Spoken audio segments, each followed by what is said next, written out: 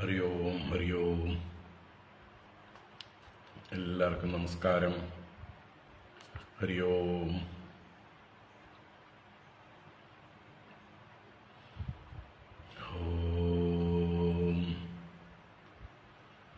ശുക്ലാം വരദരം വിഷ്ണും ശശിവർണം ചതുർഭുജം പ്രസന്നവദനം ധ്യായേത് സർവവിഘ്നോപശാന്തയേ.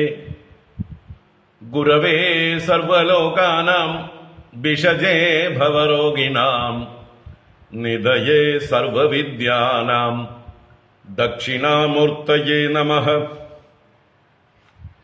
ജന്മാദ്യസ്യ യതോന്വയാദിതരതശ്ച അർത്ഥേഷ്വഭിജ്ഞസ്വരാട് തേനേ ബ്രഹ്മഹൃദായ ആദികവയേ മുഹ്യന്തി യത്സൂരയഃ.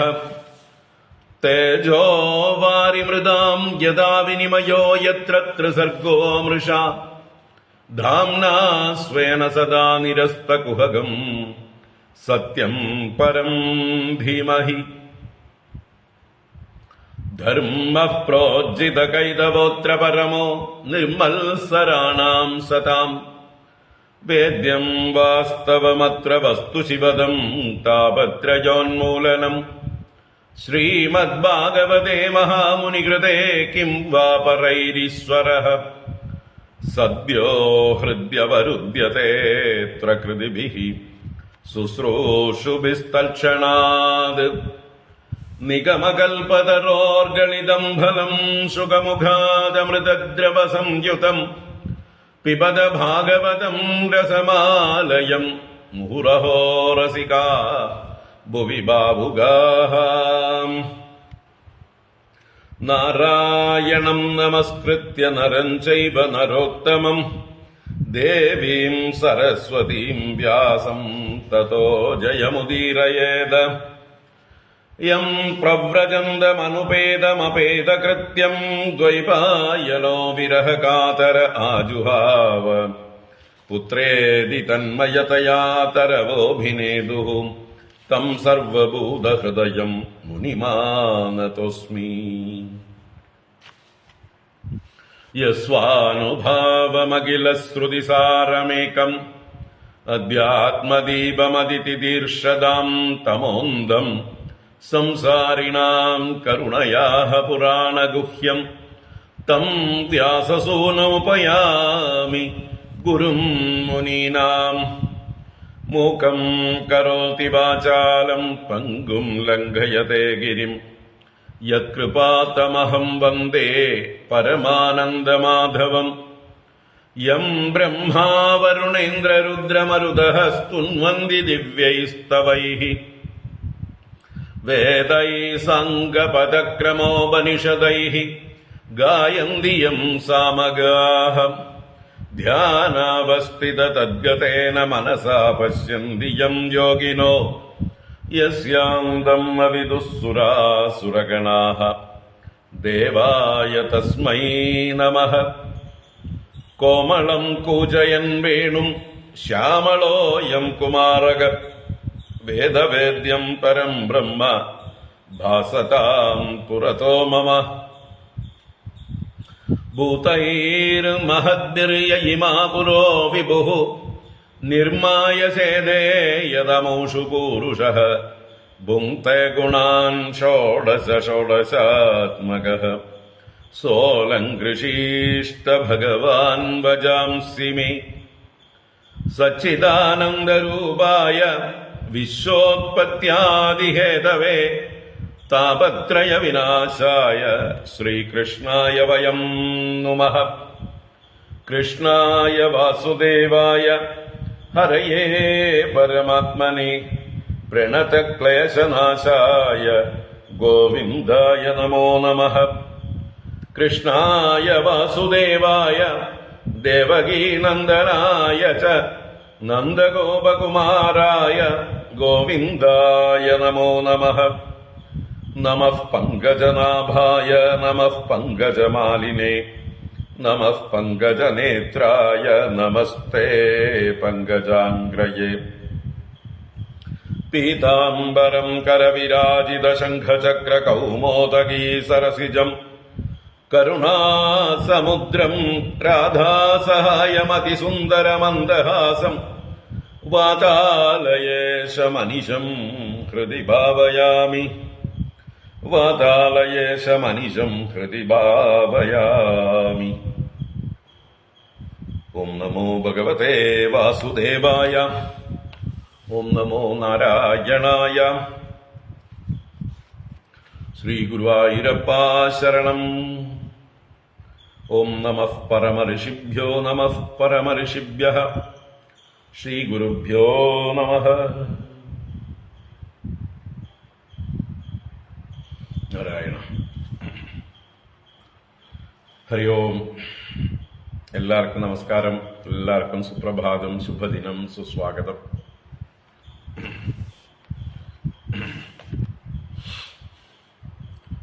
എല്ലാവർക്കും അഷ്ടമി രോഹിണി ആശംസകൾ തുടരുന്നു. ജനിക്കാത്ത ഭഗവാന്റെ ജന്മദിനമാണ്, അതുകൊണ്ട് എന്നും കൊണ്ടാടാം. ഇന്നൊക്കെ രോഹിണി നക്ഷത്രമുണ്ട് താനും.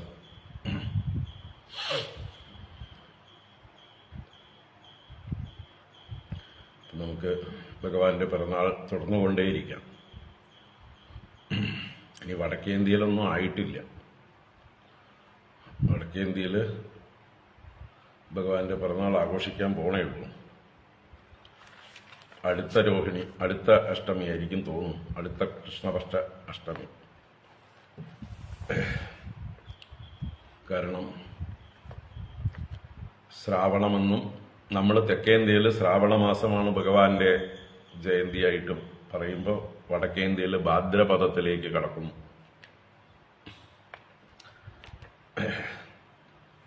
രണ്ടും ചിങ്ങമാസത്തിൽ അങ്ങോട്ടും കയറി ഇറങ്ങിയും വരുന്നതാണ്, ഭാദ്രപദവും ശ്രാവണവും.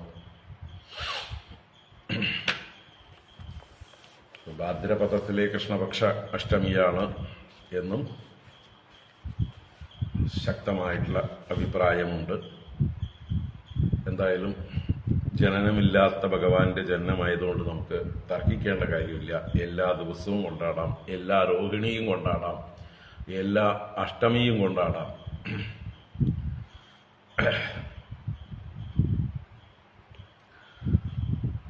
ഭഗവാനെ സ്മരിക്കുക എന്നുള്ളതാണ് അതിൽ പ്രധാനമായിട്ടുള്ളത്.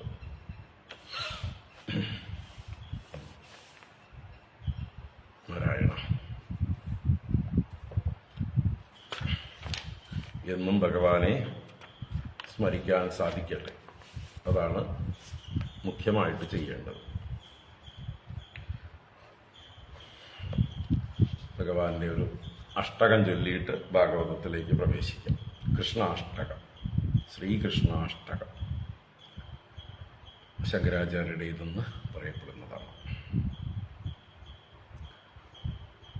വസുദേവസുതം ദേവം കംസചാനൂരമർദ്ദനം ദേവകീ പരമാനന്ദം കൃഷ്ണം വന്ദേ ജഗദ്ഗുരും.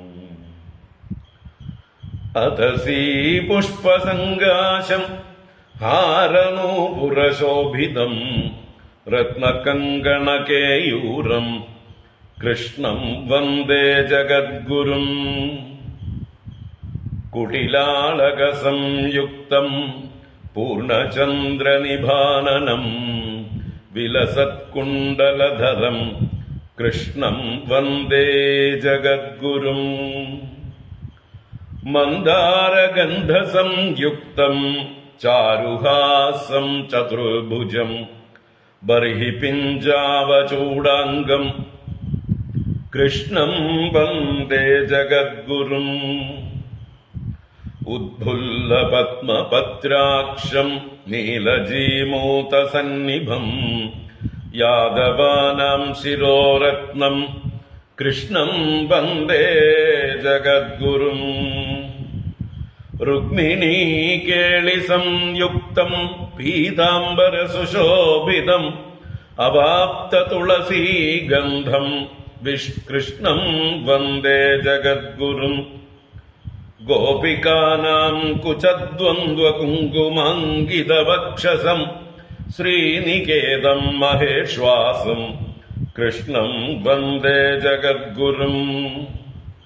ശ്രീവത്സാംഗം മഹോരസ്കം വനമാലാവിരാജിതം ശംഖചക്രഗദധരം ദേവം കൃഷ്ണം വന്ദേ ജഗദ്ഗുരും. കൃഷ്ണാഷ്ടകമിദം പുണ്യം പ്രാതരുദ്ധായ യഃ പഠേത് കോടിജന്മകൃതം പാപം സ്മരണേന വിനശ്യതി. ഇതി ആദിശങ്കര ഭഗവത്പാദകൃതം ശ്രീകൃഷ്ണാഷ്ടകം സമ്പൂർണം. നാരായണ.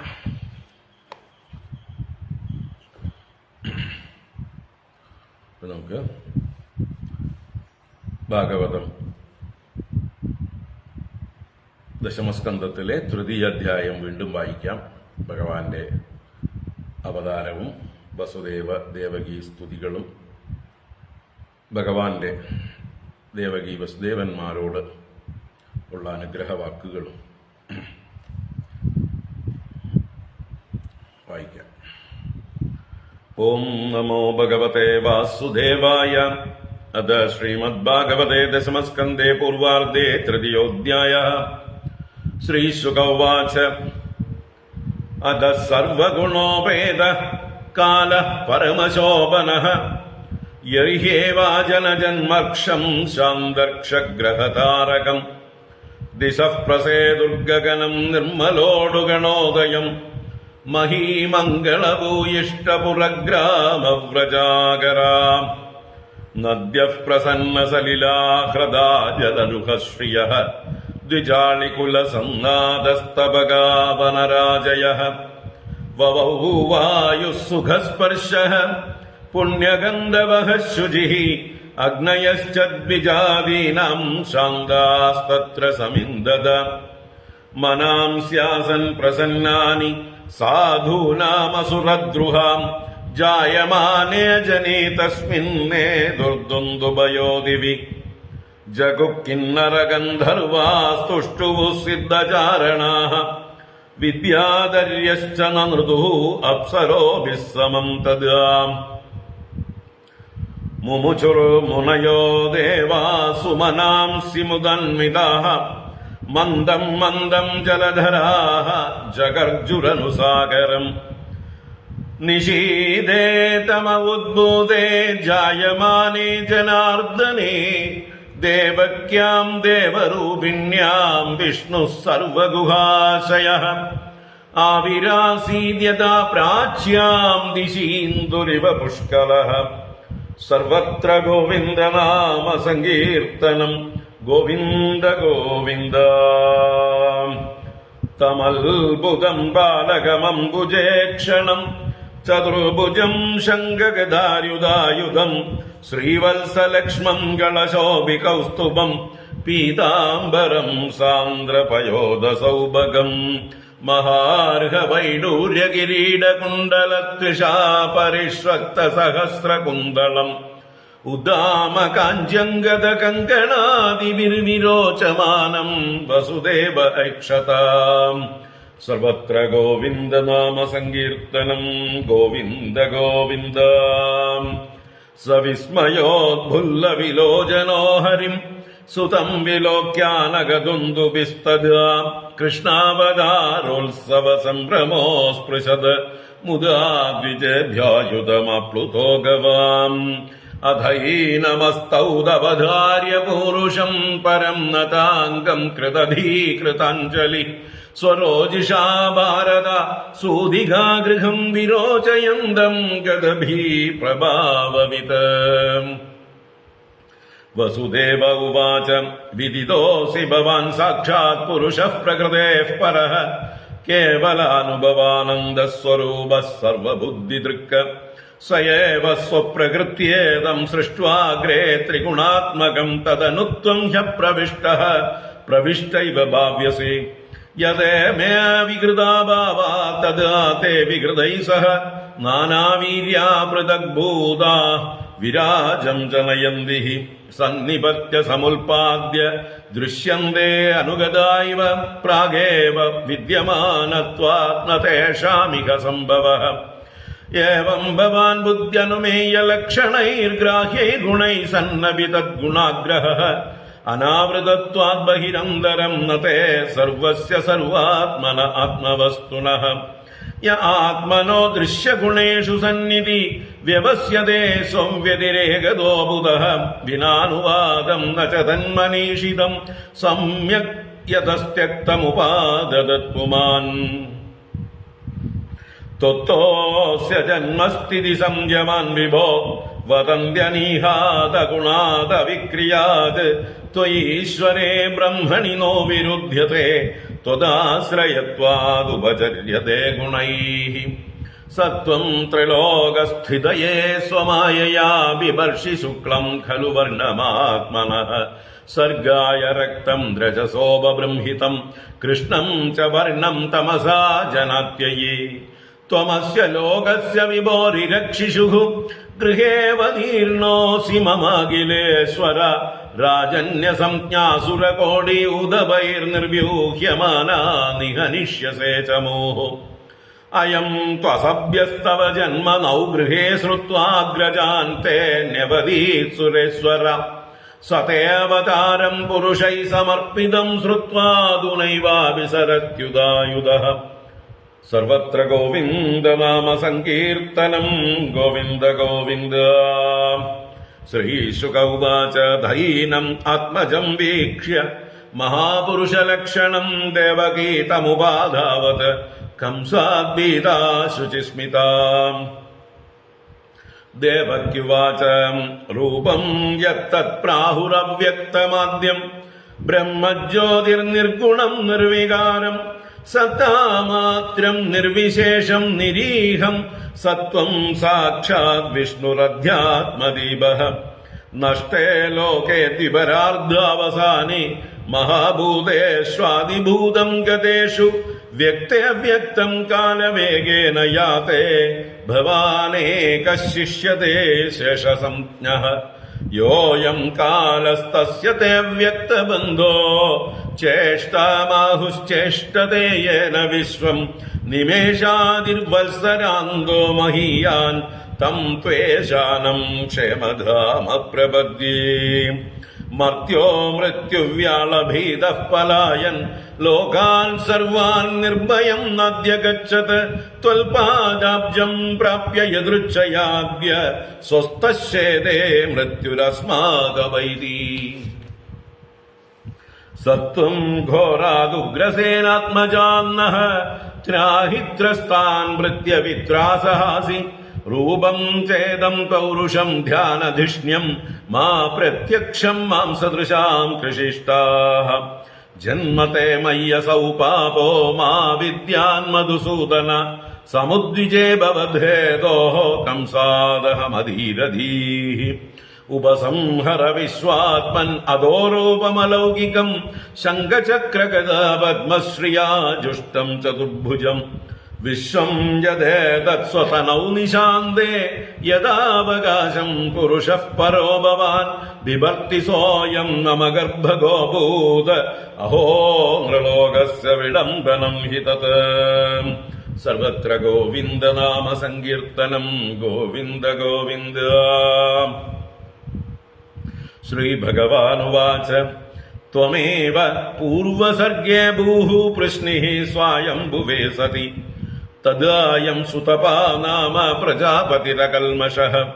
യുവാം വൈ ബ്രഹ്മണാദിഷ്ടൗ പ്രജാസർഗേ യദാ തതഃ സന്നിയമ്യേന്ദ്രിയഗ്രാമം തേ പാധേ പരമം തപഃ. വർഷവാതാതപഹിമഘർമകാലഗുണാൻ അനു സഹമാനൗ ശ്വാസരോധ വിനിർധൂതമനോമലൗ.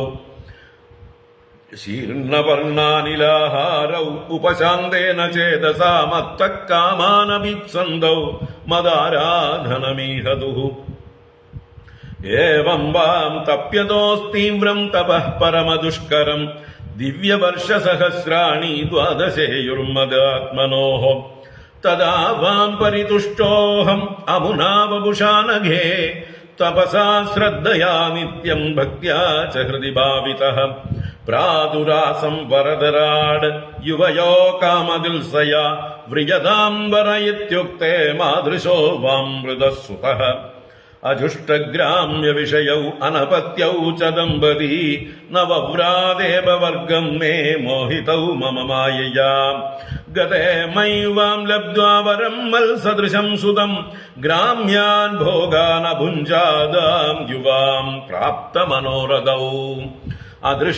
അദൃഷ്ട്വാന്യതമം ലോകേ ശീലൗദാര്യഗുണൈ സമം അഹം സുതോ വാമഭവം വൃഷ്ണിഗർഭയിതി ശ്രുതഃ തയോർവാം പുനരേവാഹം അദിത്യാമാസ കശ്യപാത് ഉപേന്ദ്ര ഇതി വിഖ്യാതോ വാമനത്വാച്ച വാമനഃ തൃതീയസ്മിൻ ഭവേഹം വൈ തേനൈവ വപുഷാദവാം ജാതോ ഭൂയസ്തയോരേവ സത്യം മേ വ്യാഹൃതം സതി ഏതദ്വാം ദർശിതം രൂപം പ്രാഗ്ജന്മസ്മരണായ മേ നാന്യതാമദ്ഭവം ജ്ഞാനം മർത്യലിംഗേന ജായത്തെ യുവാം മാം പുത്രഭാവേന ബ്രഹ്മഭാവേന ചാസകൃത് ചിന്തയന്തൗ കൃതസ്നേഹൗ യാസ്യേധേ മദ്ഗതിം പരാം. ശ്രീശുക ഉവാച ഇത്യുക്ത്വാ സീധരിസ്തൂഷ്ണീം ഭഗവാനാത്മമായയാ പിത്രോ സംപശ്യതോ സദ്യോ ബഭൂവ പ്രാകൃതഃ ശിശുഃ തതശ്ച ശൗരിർഭഗവൽ പ്രചോദിതഃ സുതം സമാദായ സസൂതികാ ഗൃഹാത് യഥാ ബഹിർഗന്തുമിയേഷ തർഹ്യജാ യാ യോഗമായ അജനി നന്ദജായയാ. സർവത്ര ദേവീ നാമ സങ്കീർത്തനം. ശ്രീമഹാദേവ്യൈ നമഃ. തയാ ഹൃദപ്രത്യയ സർവവൃത്തിഷു ദ്വാസ്തേഷു പൗരേഷ്വഭിഷായിദേഷ്വദ ദ്വാരസ്തു സർവാപിഹിതാ ദുരത്യയാ ബൃഹത് കവാടായ സകീല ശൃംഗലൈഃ. താ കൃഷ്ണവാഹേ വസുദേവ ആഗതേ സ്വയം വ്യപര്യന്ത യദാ തമോരവേഃ വവർഷ പർജന്യ ഉപാംശുഗർജിതഃ ശേഷോന്വഗാദ് വാരി നിവാരയൻ ഭണൈഃ. മഘോ നിവർഷത്യസകൃത്യമാനുജ ഗംഭീരതോയൗഘജവോർമിഭേനില ഭയാനകാവർത്തശതാകുലാ നദീ മാർഗം ദദൗ സിന്ധുരിവ ശ്രിയഃ പദേഃ. നന്ദവ്രജം ശൗരിരുപേത്യ തത്ര താൻ ഗോപാൻ പ്രസുപ്താനുപലഭ്യ നിദ്രയാ സുതം യശോദാശയനേ നിധായ തൽസുതാമുപാദായ പുനർഗൃഹാനഗാത്. ദേവക്യാ ശയനേന്യസ്യ വസുദേവോ ദധാരികാം പ്രതിമുച്യ പദോർലോഹം ആസ്തേ പൂർവപദാവൃതഃ. യശോദാനന്ദപത്നീ ച ജാതം പരം അബുദ്ധ്യത ന തല്ലിംഗം പരിശ്രാന്ത നിദ്രയാപഗത സ്മൃതിഃ. ഹരി ഓം. ശ്രീമദ്ഭാഗവതേ മഹാപുരാണേ പാരമഹംസ്യാം സംഹിതായാം ദശമസ്കന്ധേ പൂർവാർദ്ധേ കൃഷ്ണജന്മനി തൃതീയോऽധ്യായഃ. സർവത്ര ഗോവിന്ദ നാമ സങ്കീർത്തനം. ഗോവിന്ദ ഗോവിന്ദ. നാരായണാഖില ഗുരോ ഭഗവൻ നമസ്തേ. നാരായണാഖില ഗുരോ ഭഗവൻ നമസ്തേ. നാരായണാഖില ഗുരോ ഭഗവൻ നമസ്തേ. ഹരേ നാരായണ നാരായണ. എല്ലാവർക്കും ഒരിക്കൽ കൂടെ നമസ്കാരം, സുപ്രഭാതം, സുസ്വാഗതം.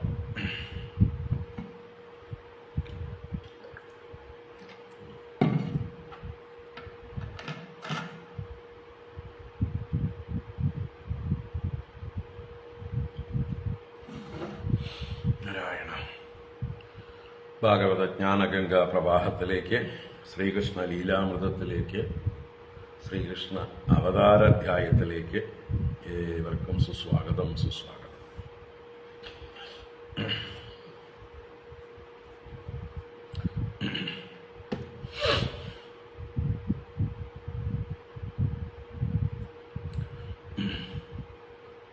നമ്മുടെ സുഹൃതം കൊണ്ട് ഭഗവാന്റെ അവതാരം,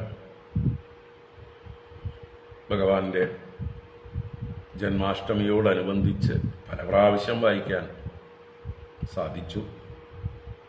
ഇനിയും വരും ക്ലാസ്സുകളിലും ഉണ്ടാവും അല്ലേ? ഇന്ന് കഴിഞ്ഞാലും പിന്നെ 1-2 ക്ലാസ്സും കൂടി ചിലപ്പോൾ വേണ്ടി വരും. അപ്പോഴൊക്കെ നമ്മൾ ഈ അവതാരം വായിക്കും. അങ്ങനെ ഇപ്പം തന്നെ 4 പ്രാവശ്യം വായിച്ചു കഴിഞ്ഞു, അല്ലെങ്കിൽ പൂജയ്ക്കടക്കം 5 പ്രാവശ്യം വായിക്കഴിഞ്ഞു. ഇന്നലെ രാത്രി പൂജ നേരത്തെ ആക്കി. എന്താ വെച്ചാൽ കുട്ടികൾക്ക് ഇന്ന് സ്കൂളുണ്ട്, അപ്പോൾ അവർക്ക് നേരത്തെ കിടക്കണം എന്നുള്ള, അവരൊക്കെ ഉറക്കം തൂങ്ങാൻ തുടങ്ങി. പിന്നെ ബാക്കിയുള്ളവരൊക്കെ ഉറക്കം തൂങ്ങിയകളാണ്. പിന്നെ നമ്മളെ അയൽവാസികൾ ഗോപിക ഉണ്ടായിരുന്നു, അപ്പോൾ അവർക്കും ആ പൂജ കാണണമെന്ന് ആഗ്രഹം. ശരിയായിക്കോട്ടെ എന്ന് വെച്ച് പൂജ നേരത്തെ ആക്കി. നമ്മൾ ഒരാൾക്ക് വേണ്ടി പൂജ മാറ്റി വയ്ക്കണ്ടല്ലോ.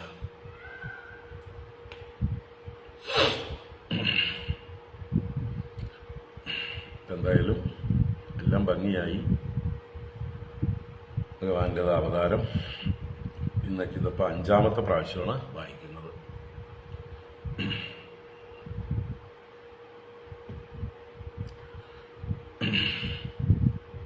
ഭഗവാന്റെ അത്ഭുത ഭാവത്തിലുള്ള ആ ചതുർബാഹു രൂപത്തിലുള്ള അവതാരമൂർത്തിയെ കണ്ട വസുദേവർ സ്തുതിക്കുന്ന സ്തുതിയാണ് നമ്മൾ കണ്ടുകൊണ്ടിരിക്കുന്നത്. ആദ്യം തന്നെ ആ ഭഗവാന്റെ ദർശനം കൊണ്ട് ഭഗവാന്റെ തത്വജ്ഞാനമുണ്ടായിട്ടുള്ള ആ വസുദേവർ അദ്ദേഹത്തിൻ്റെ ആ ഭാഗ്യത്തെക്കുറിച്ച് പറഞ്ഞുകൊണ്ടാണ് ആരംഭിച്ചത്. അങ്ങ് പ്രകൃതിക്കും പരനായ പുരുഷനാകുന്നു, അങ്ങ് ചിദാനന്ദ സ്വരൂപനാകുന്നു, സർവബുദ്ധി സാക്ഷിയാകുന്നു. അങ്ങനെയുള്ള ആ ശുദ്ധ ബ്രഹ്മമായ അങ്ങ്, ചൈതന്യ സ്വരൂപനായ അങ്ങ് എൻ്റെ മുമ്പിലിതാ സാക്ഷാത് വിദിതോസി, നേരിട്ട് ഞാനിതാ ദർശിക്കുകയാണ്, എൻ്റെ മുമ്പിൽ പ്രത്യക്ഷനായിരിക്കുന്നു. എൻ്റെ ഭാഗ്യം, അങ്ങയുടെ കാരുണ്യം, അങ്ങയുടെ ആ വലിയ മഹിമയിൽ നിന്ന് അങ്ങ് ഇറങ്ങി വന്ന് എനിക്ക് ദർശനം നൽകിയിരിക്കുകയാണ്. സ്വയം ചെറിയൊരു രൂപമെടുത്തുകൊണ്ട്, അതും എൻ്റെ പുത്രഭാവത്തിൽ, അതും ഈ കാരാഗൃഹത്തിൽ. എന്തൊരു കാരുണ്യമാണ് അങ്ങയുടെ! എൻ്റെ ഭാഗ്യം, എൻ്റെ സുഹൃതം എന്ന് വീണ്ടും അദ്ദേഹം, എന്തെല്ലാം ദുഃഖങ്ങൾ അദ്ദേഹത്തിനുണ്ടെങ്കിലും അതെല്ലാം മറക്കുന്നു. ആ ഭഗവത് ദർശനത്തോടുകൂടി പരവശനാകുന്നു, ഭക്തി പരവശനാകുന്നു. അത് മുമ്പിലത്തെ ശ്ലോകത്തിൽ തന്നെ പറഞ്ഞു. കൃഷ്ണാവതാരോത്സവ സംഭ്രമ, കൃഷ്ണാവതാര ഉത്സവത്തിൽ ആനന്ദ അതിരേകത്തിൽ സംഭ്രമം ബാധിച്ചവനായിട്ട്, പരവശനായിട്ട്. ഇനി ആ ഭഗവാന്റെ സ്വരൂപമാണ് പറയുന്നത്, തത്വമാണ് പറയുന്നത്. അങ്ങ് തന്നെയാണ് ഈ ത്രിഗുണാത്മകമായ ഈ പ്രപഞ്ചത്തെ അങ്ങയുടെ പ്രകൃതി കൊണ്ട് ആദിയിൽ സൃഷ്ടിച്ചത്. എന്നിട്ട് അങ്ങ് പ്രവേശിച്ചു എന്നത് വെറും ഔപചാരികമായ വാക്കുകൾ മാത്രമാണ്. വാസ്തവത്തിൽ അങ്ങ് പ്രവേശിച്ചിട്ടില്ല. കാരണം മുമ്പേ ഉള്ള അങ്ങ് എല്ലാറ്റിലും നിറഞ്ഞിരിക്കുമ്പോൾ, അല്ലെങ്കിൽ എല്ലാറ്റിനും കാരണമായി ഭവിച്ചിരിക്കുമ്പോൾ പ്രവേശിക്കേണ്ട ആവശ്യമൊന്നുമില്ല. അങ്ങ് തന്നെയാണ് ഈ പ്രപഞ്ചത്തിന്റെ ഉപാദാന കാരണം. ഇവിടെ ഭഗവാൻ തന്നെയാണ് ഈ പ്രപഞ്ചത്തിന്റെ ഉപാദാന കാരണം, അഥവാ മെറ്റീരിയൽ കോസ് എന്ന് തന്നെയാണ് ആദ്യത്തെ വസുദേവരുടെ ആ സ്തുതിയുടെ സാരം, ആദ്യ ഭാഗത്തിന്റെ സാരം. അങ്ങനെയുള്ള അങ്ങ് തന്നെ അതിന്റെ നിമിത്ത കാരണവും ആയി അറിയപ്പെടുന്നു. വാസ്തവത്തിൽ അങ്ങ് നിമിത്ത കാരണവുമല്ല. ശാസ്ത്രങ്ങൾ ഭഗവാനെ അല്ലെങ്കിൽ ബ്രഹ്മതത്വത്തെയാണ് ഈ പ്രപഞ്ചത്തിന്റെ അഭിന്ന നിമിത്ത ഉപാദാന കാരണങ്ങളായിട്ട് പറയുന്നത്. രണ്ട് കാരണങ്ങളും ഒന്നു തന്നെയാണ്, അഭിന്നം. അഭിന്നം എന്ന് പറഞ്ഞാൽ അഭിന്നം. എന്തൊക്കെയാണ്? ഉപാദാന കാരണം അഥവാ മെറ്റീരിയൽ കോസ്, നിമിത്ത കാരണം അഥവാ ഇന്റലിജൻസ് കോസ്. എന്ത് സൃഷ്ടി ചെയ്യണമെങ്കിലും ഈ രണ്ട് കാരണങ്ങൾ കൂടാതെ കഴിയില്ല. ഏതൊരു വസ്തു ഉണ്ടാക്കണമെങ്കിലും ആ വസ്തു ഉണ്ടാക്കാനുള്ളതായിട്ടുള്ള മെറ്റീരിയൽ, റോ മെറ്റീരിയൽ, ദ്രവ്യം വേണം. അതോടൊപ്പം തന്നെ അത് ഉണ്ടാക്കാൻ അറിയുന്ന ഇന്റലിജൻസ് ഉള്ള അതിന്റെ കർത്താവ് വേണം. ഇപ്പൊ സൃഷ്ടികർത്താവും വേണം, ചെയ്യാൻ ഉപയോഗിക്കുന്നതായിട്ടുള്ള ദ്രവ്യവും വേണം. അപ്പൊ ആദ്യത്തെ ഭാഗത്ത് അങ്ങ് തന്നെയാണ് ഈ പ്രപഞ്ചത്തിന്റെ ഉപാദാന കാരണം എന്ന് പറഞ്ഞ് പിന്നീട് പറയുന്നത് അങ്ങ് തന്നെയാണ് ഇതിന്റെ നിമിത്ത കാരണം എന്നും ശാസ്ത്രങ്ങൾ പറയുന്നു. പാരമാർത്ഥികമായി പറഞ്ഞാൽ അങ്ങയിൽ ഇതൊന്നും ബാധിക്കുന്നില്ല. അങ്ങ് ഉപാദാന കാരണവുമല്ല, നിമിത്ത കാരണവും അല്ല. ഫോർമലായിട്ട് പറയണം. കാരണം ആരെങ്കിലുമൊക്കെ വേണ്ടേ, അല്ലെങ്കിൽ വേറെ ആരെങ്കിലും ഏറ്റെടുത്തു പോകും, അല്ലേ? ഭഗവാൻ സ്വയം ഏറ്റെടുത്തില്ല എങ്കിൽ മഹാബലിയെ പോലെയുള്ള ആളുകൾ ഇടയ്ക്കിടയ്ക്ക് ഏറ്റെടുത്തോണ്ടേ ഇരിക്കുന്നുണ്ട്. നമ്മൾ ഓരോരുത്തരും ഏറ്റെടുക്കും അഹങ്കാരം കൊണ്ട്, തത്വം അറിഞ്ഞുകൊണ്ടല്ല. തത്വം അറിഞ്ഞുകൊണ്ടാണെങ്കിൽ കുഴപ്പമില്ല, അങ്ങനെയാണ് വേണ്ടത്, അല്ലെ? അഹം ബ്രഹ്മ, അഹം വിഷ്ണു, അഹമേവ മഹേശ്വര എന്ന് ബോധ്യം ഉണ്ടാവണം. ഈ പ്രപഞ്ചത്തിന്റെ സൃഷ്ടിസ്ഥിതി സംഹാരങ്ങളൊക്കെ ആത്മസ്വരൂപനായ എന്നിൽ നിന്നാണ് എന്നറിഞ്ഞാൽ കുഴപ്പമില്ല. ആത്മസ്വരൂപനായ എന്നിൽ നിന്ന്, അല്ലാതെ ഈ ദേഹത്തോടുകൂടി പരിമിതനായിരിക്കുന്ന എന്നിൽ നിന്നല്ല, ദേഹാഭിമാനമുള്ള എന്നിൽ നിന്നല്ല. അഹം ബ്രഹ്മാസ്മി എന്ന് ഉത്തമ ബോധ്യമുള്ള, ബ്രഹ്മതത്വം എന്താണെന്ന് ബോധ്യമുള്ള, എന്നിൽ നിന്ന് അന്യമായിട്ട് ഇവിടെ ഒന്നുമില്ല എന്ന് ബോധ്യമുള്ള, ഇവിടെ രണ്ടില്ല എന്ന് ബോധ്യമുള്ള ആ ഒരവസ്ഥയിൽ ഞാൻ തന്നെയാണ് ഈ പ്രപഞ്ചത്തിന്റെ സൃഷ്ടിസ്ഥിതി സംഹാരകർത്താവ്. അത് ബോധ്യം വരുന്നത് വരേക്കും നമ്മൾ എന്താ പറയുക, അല്പബുദ്ധികളായിരിക്കുമ്പോൾ അല്ലെങ്കിൽ ദേഹാഭിമാനികളായിരിക്കുമ്പോൾ നമ്മൾ സ്വയം ഇത്രയും വലിയ ഭാരമൊന്നും ചുമക്കണ്ട. അത് വേറൊരാളെ ഏൽപ്പിക്കാം. ഭാരം ചുമക്കാൻ ശക്തനായിട്ടുള്ള ഒരാളെ ഏൽപ്പിക്കാം. അതാണ് ഈശ്വരൻ എന്ന് പറയുന്നത്. അപ്പോൾ ആ ഈശ്വരൻ എന്നുള്ള അർത്ഥത്തിലാണ് ഭഗവാന് ഈ സൃഷ്ടി സ്ഥിതി സംഹാരങ്ങളുടെ കർത്തൃത്വം വന്നു ചേരുന്നത്. ബ്രഹ്മം എന്നുള്ള പാരമാർത്ഥിക തലത്തിൽ ഇല്ല. അപ്പൊ ബ്രഹ്മവും ഈശ്വരനും തമ്മിലുള്ള വ്യത്യാസം എന്താണ്? ഈശ്വരൻ എന്ന് പറയുമ്പോൾ മായ എന്നുള്ള തന്റെ ശക്തിയെ പ്രകടിപ്പിക്കുന്നവനാണ് ഈശ്വരൻ. ബ്രഹ്മം എന്ന് പറയുമ്പോൾ മായ എന്ന ശക്തിയെ തന്റെ ഉള്ളിലേക്ക് വലിച്ചിരിക്കുന്നവനാണ് ബ്രഹ്മം. ബ്രഹ്മം പ്ലസ് മായ ഈസ് ഈശ്വര. ഈശ്വര മൈനസ് മായ ഈസ് ബ്രഹ്മം. നമ്മുടെ എന്താ പറയുക, ചിന്മയാനന്ദ സ്വാമികൾ പറഞ്ഞു തരുന്ന ഒരു ഇക്വേഷനാണ്. അദ്ദേഹം ഇങ്ങനെ എന്താ പറയുക, സാധാരണക്കാർക്ക് മനസ്സിലാക്കാൻ വേണ്ടി ഇങ്ങനെ പല ഇക്വേഷൻസും സിംപ്ലിഫൈ ചെയ്തിട്ടുള്ള ഫോർമുലകളും ഒക്കെ പറഞ്ഞു തരും. അപ്പൊ അദ്ദേഹം പറയുന്നതാണ്, ബ്രഹ്മം പ്ലസ് മായ ഈസ് ഈശ്വര, ഈശ്വര മൈനസ് മായ ഈസ് ബ്രഹ്മം. ഇതൊന്നും ഉള്ളിൽ കുറിച്ചിട്ടുള്ളൂ, എളുപ്പത്തിൽ കാര്യം മനസ്സിലാക്കാൻ. അപ്പൊ ശുദ്ധ ബ്രഹ്മത്തിൽ സൃഷ്ടിയില്ല. സൃഷ്ടി ഉണ്ടെങ്കിൽ ആ സൃഷ്ടിയുടെ കർത്തൃത്വം വേറെ ആരുടെയുമല്ല. അത് ഈ ബ്രഹ്മത്തിൽ തന്നെ ചാർത്തണം. ആ ബ്രഹ്മത്തിൽ ചാർത്തുമ്പോൾ കർത്തൃത്വം വരുമ്പോൾ ആ ബ്രഹ്മത്തിന് പറയുന്ന പേരാണ് ഈശ്വരൻ. നിയന്ത, നിയാമകൻ, എല്ലാം ഈശിക്കുന്നവൻ അവനായതുകൊണ്ടാണ് ഈശ്വരൻ എന്ന് പറയുന്നത്. ഈശിക്കാൻ ഒന്നുമില്ലെങ്കിലോ, അല്ലേ? ഒന്നുമില്ലാതിരിക്കുന്ന അവസ്ഥയിൽ, എല്ലാം ശൂന്യമായിരിക്കുന്ന അവസ്ഥയിൽ ഈശ്വരൻ എന്ന് പറയാൻ പറ്റില്ല. ഈശിക്കാനുള്ളപ്പോൾ മാത്രമാണ് ഈശ്വരൻ. അപ്പോ സൃഷ്ടിയുടെ അപേക്ഷയിലാണ് ബ്രഹ്മത്തിന് ഈശ്വരൻ എന്ന പേര് വരുന്നത്. സൃഷ്ടിയോട് റിലേറ്റ് ചെയ്യുമ്പോഴാണ് ബ്രഹ്മം ഈശ്വരനാകുന്നത്. അബ്സല്യൂട്ടായിരിക്കുന്ന അവസ്ഥയിൽ, സൃഷ്ടിയെല്ലാം ഉണ്ടാകുന്നതിന് മുമ്പ് നമുക്ക് സൃഷ്ടിയുടെ അനുഭവമില്ലാതാകുന്ന അവസ്ഥയിൽ ബ്രഹ്മം മാത്രം സത്യം.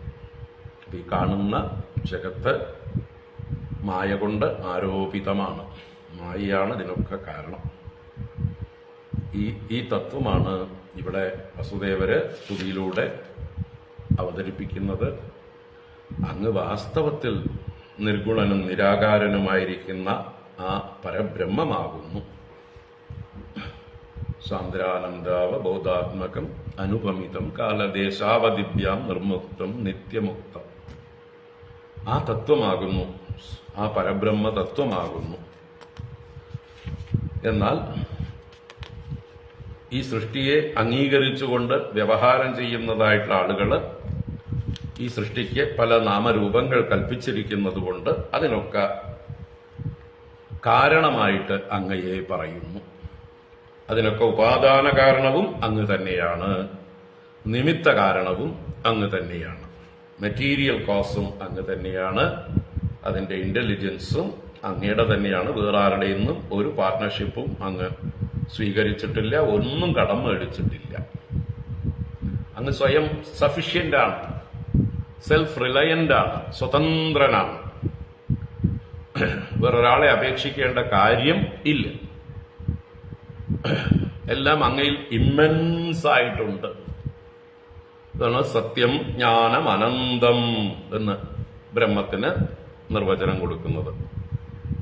അനന്തം, അനന്തം എന്നുള്ളത് കൊണ്ട് ഇൻഫിനിറ്റ് ആയിട്ടുള്ള ശക്തി, ഇമ്മൻസ് ആയിട്ടുള്ള പൊട്ടൻഷ്യൽ അത് ഭഗവാനിൽ അടങ്ങിയിട്ടുണ്ട്. ആ പൊട്ടൻഷ്യൽ, ആ പൊട്ടൻസിയെ ഭഗവാൻ പ്രകടിപ്പിക്കുന്നതാണ് ഈ സൃഷ്ടി എന്ന് പറയാം.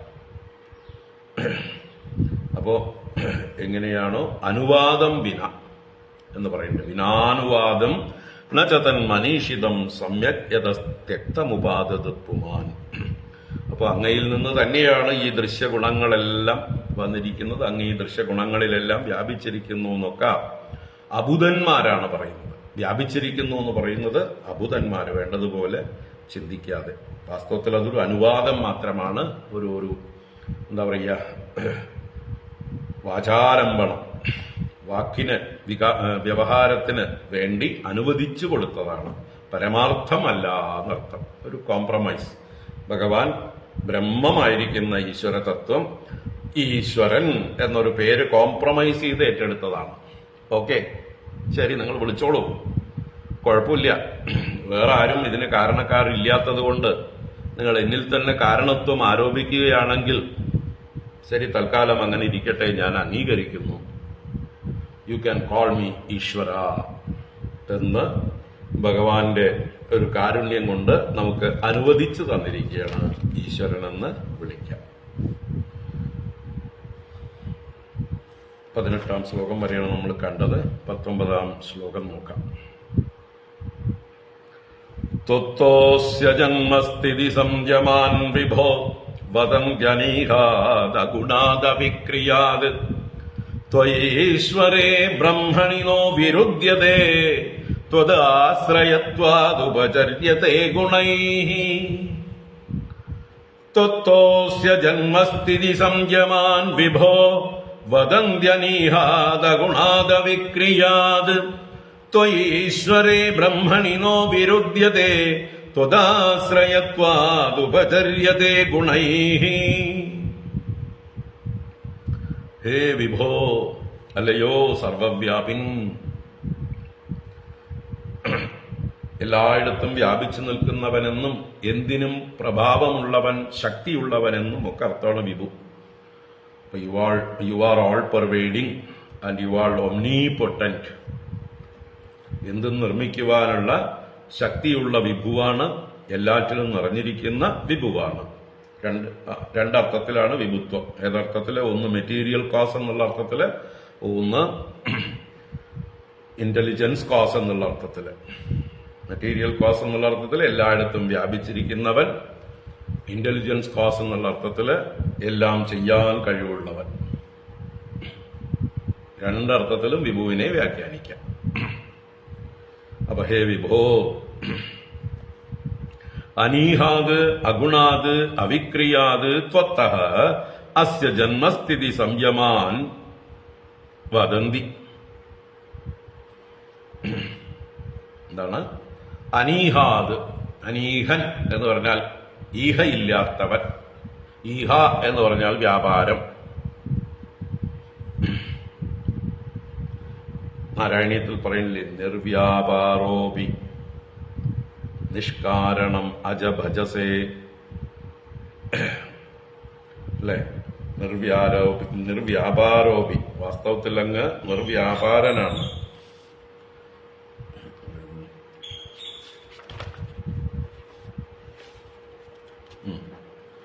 നിർവ്യാപാരോപി നിഷ്കാരണമജഭജസേ യക്രിയാമീക്ഷണാഖ്യാം തേനൈവോദേതി ലീനാ പ്രകൃതിരസതി കൽപ്പാദികാലേ തസ്യാ സംശുദ്ധമംശം കമപിതം അതിരോധായകം സത്വരൂപം സത്വം ധൃത്വാ ദദാസി സ്വമഹിമ വിഭവാകുണ്ഡ വൈകുണ്ഠരൂപം.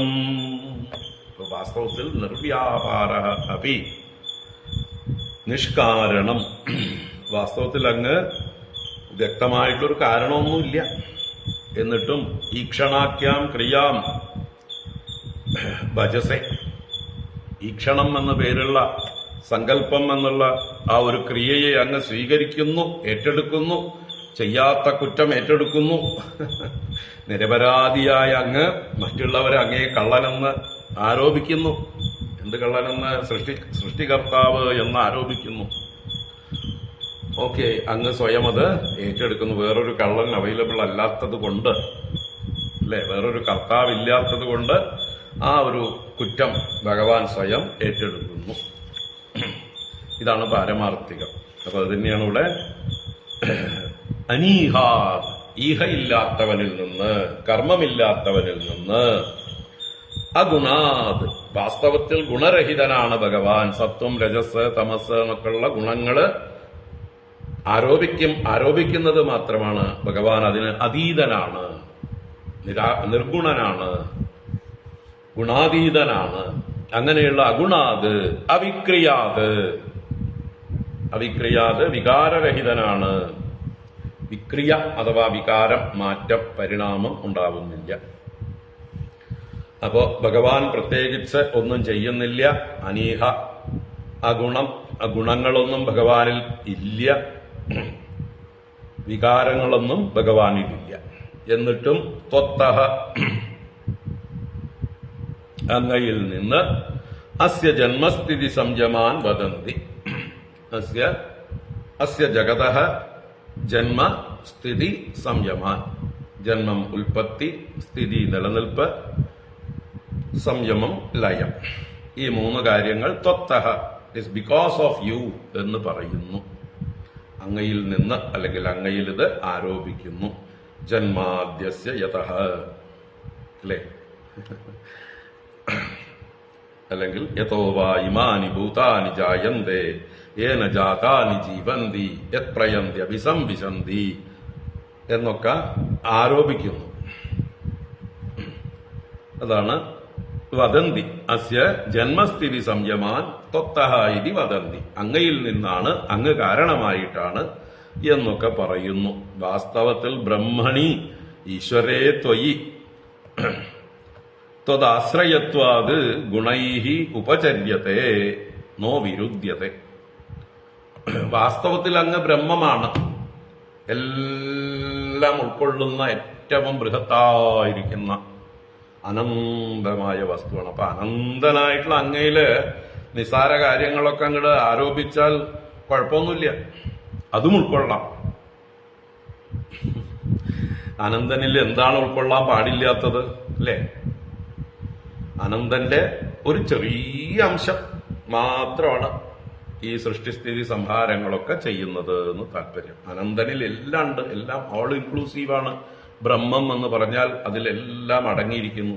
അപ്പൊ അടങ്ങിയിരിക്കുന്നതില് ഈ സൃഷ്ടിയും അതിന്റെ സ്ഥിതിയും അതിന്റെ സംഹാരത്തിന്റെയൊക്കെ കർത്തൃത്വം ചെറിയൊരു കാര്യം ആരോപിച്ചാൽ, അല്ലെ, വലിയൊരു ആനയുടെ മുതുകത്തൊരു കൊതു ഇരിക്കുന്നത് പോലെ സാരമില്ല, ഇരുന്നിട്ട് പോട്ടെ എന്ന് പറയും.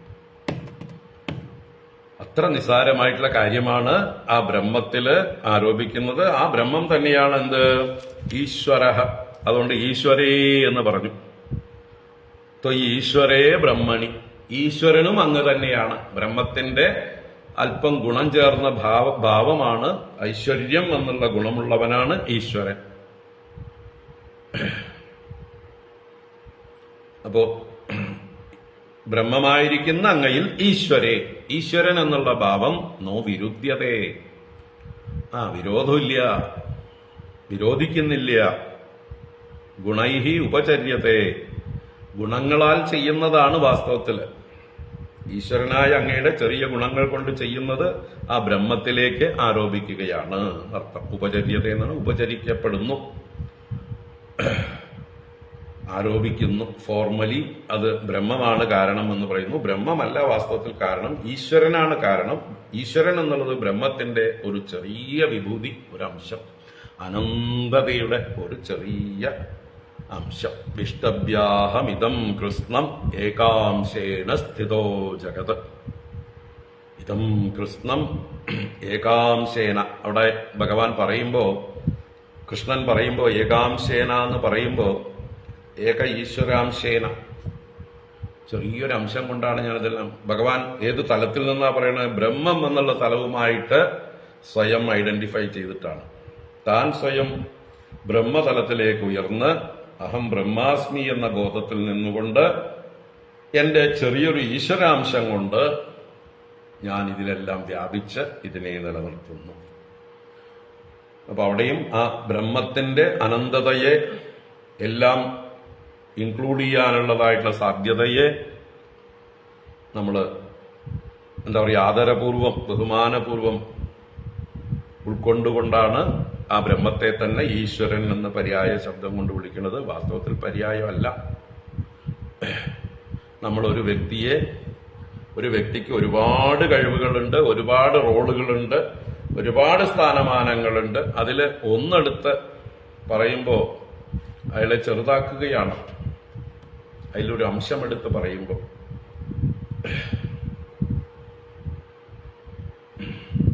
അല്ലേ, പല കലകളിലും വല്ലഭനായിട്ടുള്ള ഒരാള്, അയാൾക്ക് സംഗീതം അറിയാം, വാദ്യങ്ങൾ അറിയാം, ചിത്രരചന അറിയാം, നൃത്തമറിയാം, മറ്റ് പല വിദ്യകളും അയാൾക്കറിയാം, സാഹിത്യം, കവിത്വം എല്ലാം ഉണ്ട്.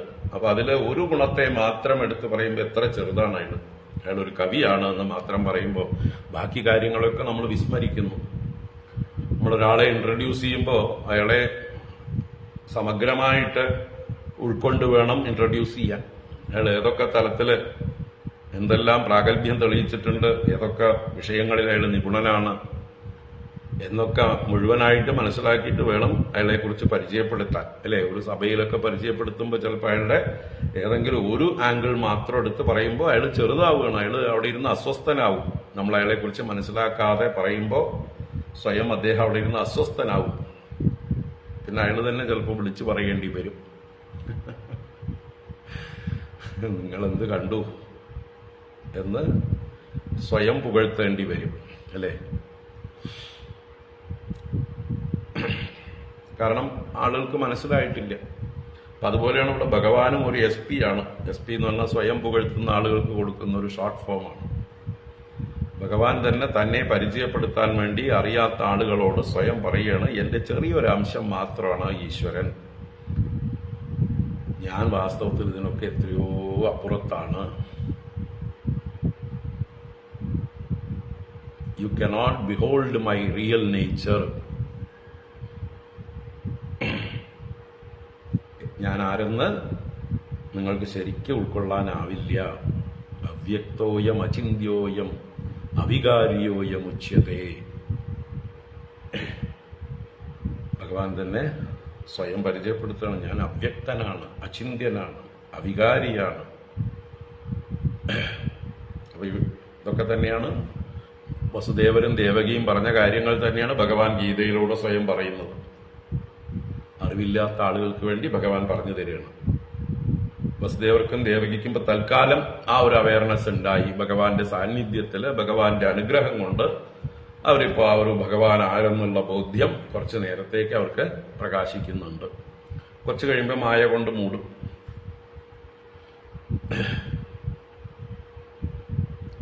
അപ്പൊ ഇതാണ് ത്വയി, ഇതെല്ലാം ത്വദാശ്രയത്വാത്, അങ്ങയെ ആശ്രയിച്ചിരിക്കുന്നത് കൊണ്ട് അങ്ങയിൽ ആരോപിക്കുന്നു.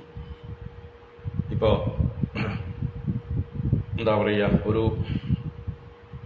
രാജാവ് കൊട്ടാരത്തില് സിംഹാസനത്തുനിന്ന് അനങ്ങിയിട്ടില്ല. അവിടെ ഇരുന്നു കൊണ്ട് ആജ്ഞ പുറപ്പെടുവിക്കുന്നു തന്റെ സൈന്യത്തോട് അയൽ രാജ്യത്തെ ചെന്ന് ആക്രമിച്ച് ജയിച്ചു വരാൻ. സൈന്യം ചെന്ന് ആക്രമിച്ച് ജയിച്ചു വരുന്നു.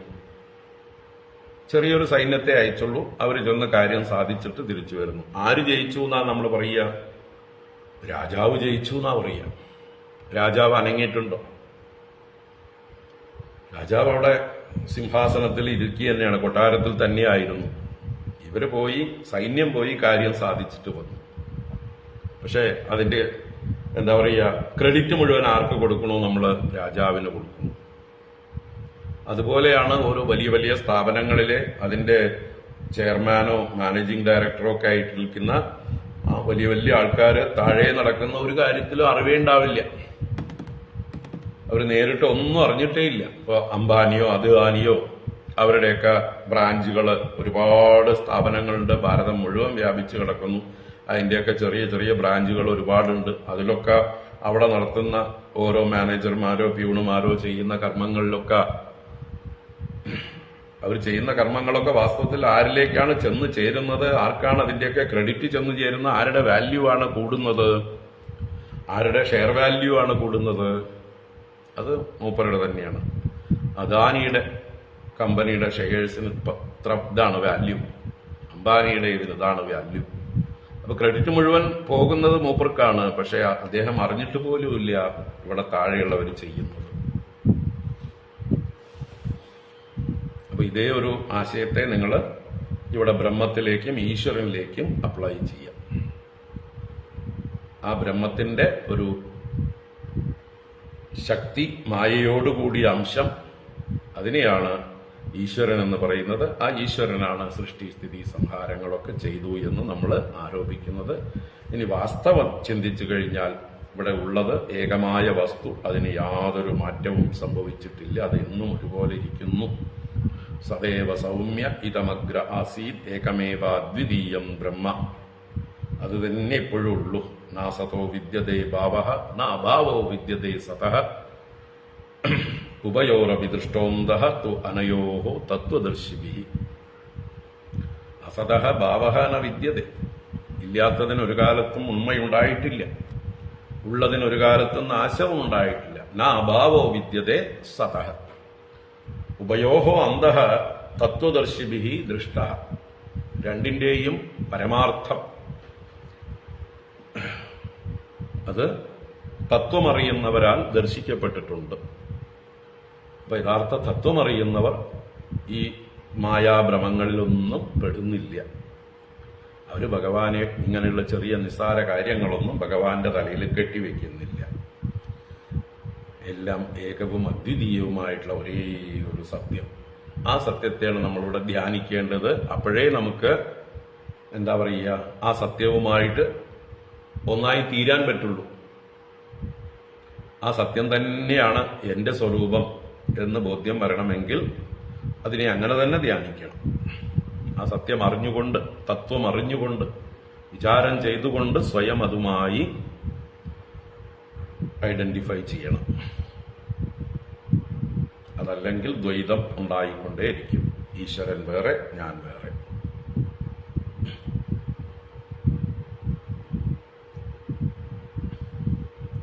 അല്ലേ? ഇവരുടെ ട്രിനിറ്റി എന്നൊക്കെ പറയും പോലെ പരിശുദ്ധനായ പിതാവ്, പുത്രൻ, അങ്ങനെയൊക്കെ പല വ്യവസ്ഥകളില്ലേ. അപ്പം അതുപോലെയൊക്കെ വരും.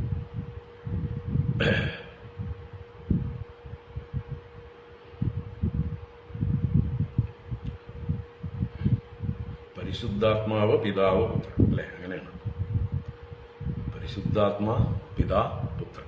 പരിശുദ്ധാത്മാ ആ ബ്രഹ്മമാണ്, പിതാവ് ഈശ്വരനാണ്, പുത്രൻ അവതാരമൂർത്തിയാണ്.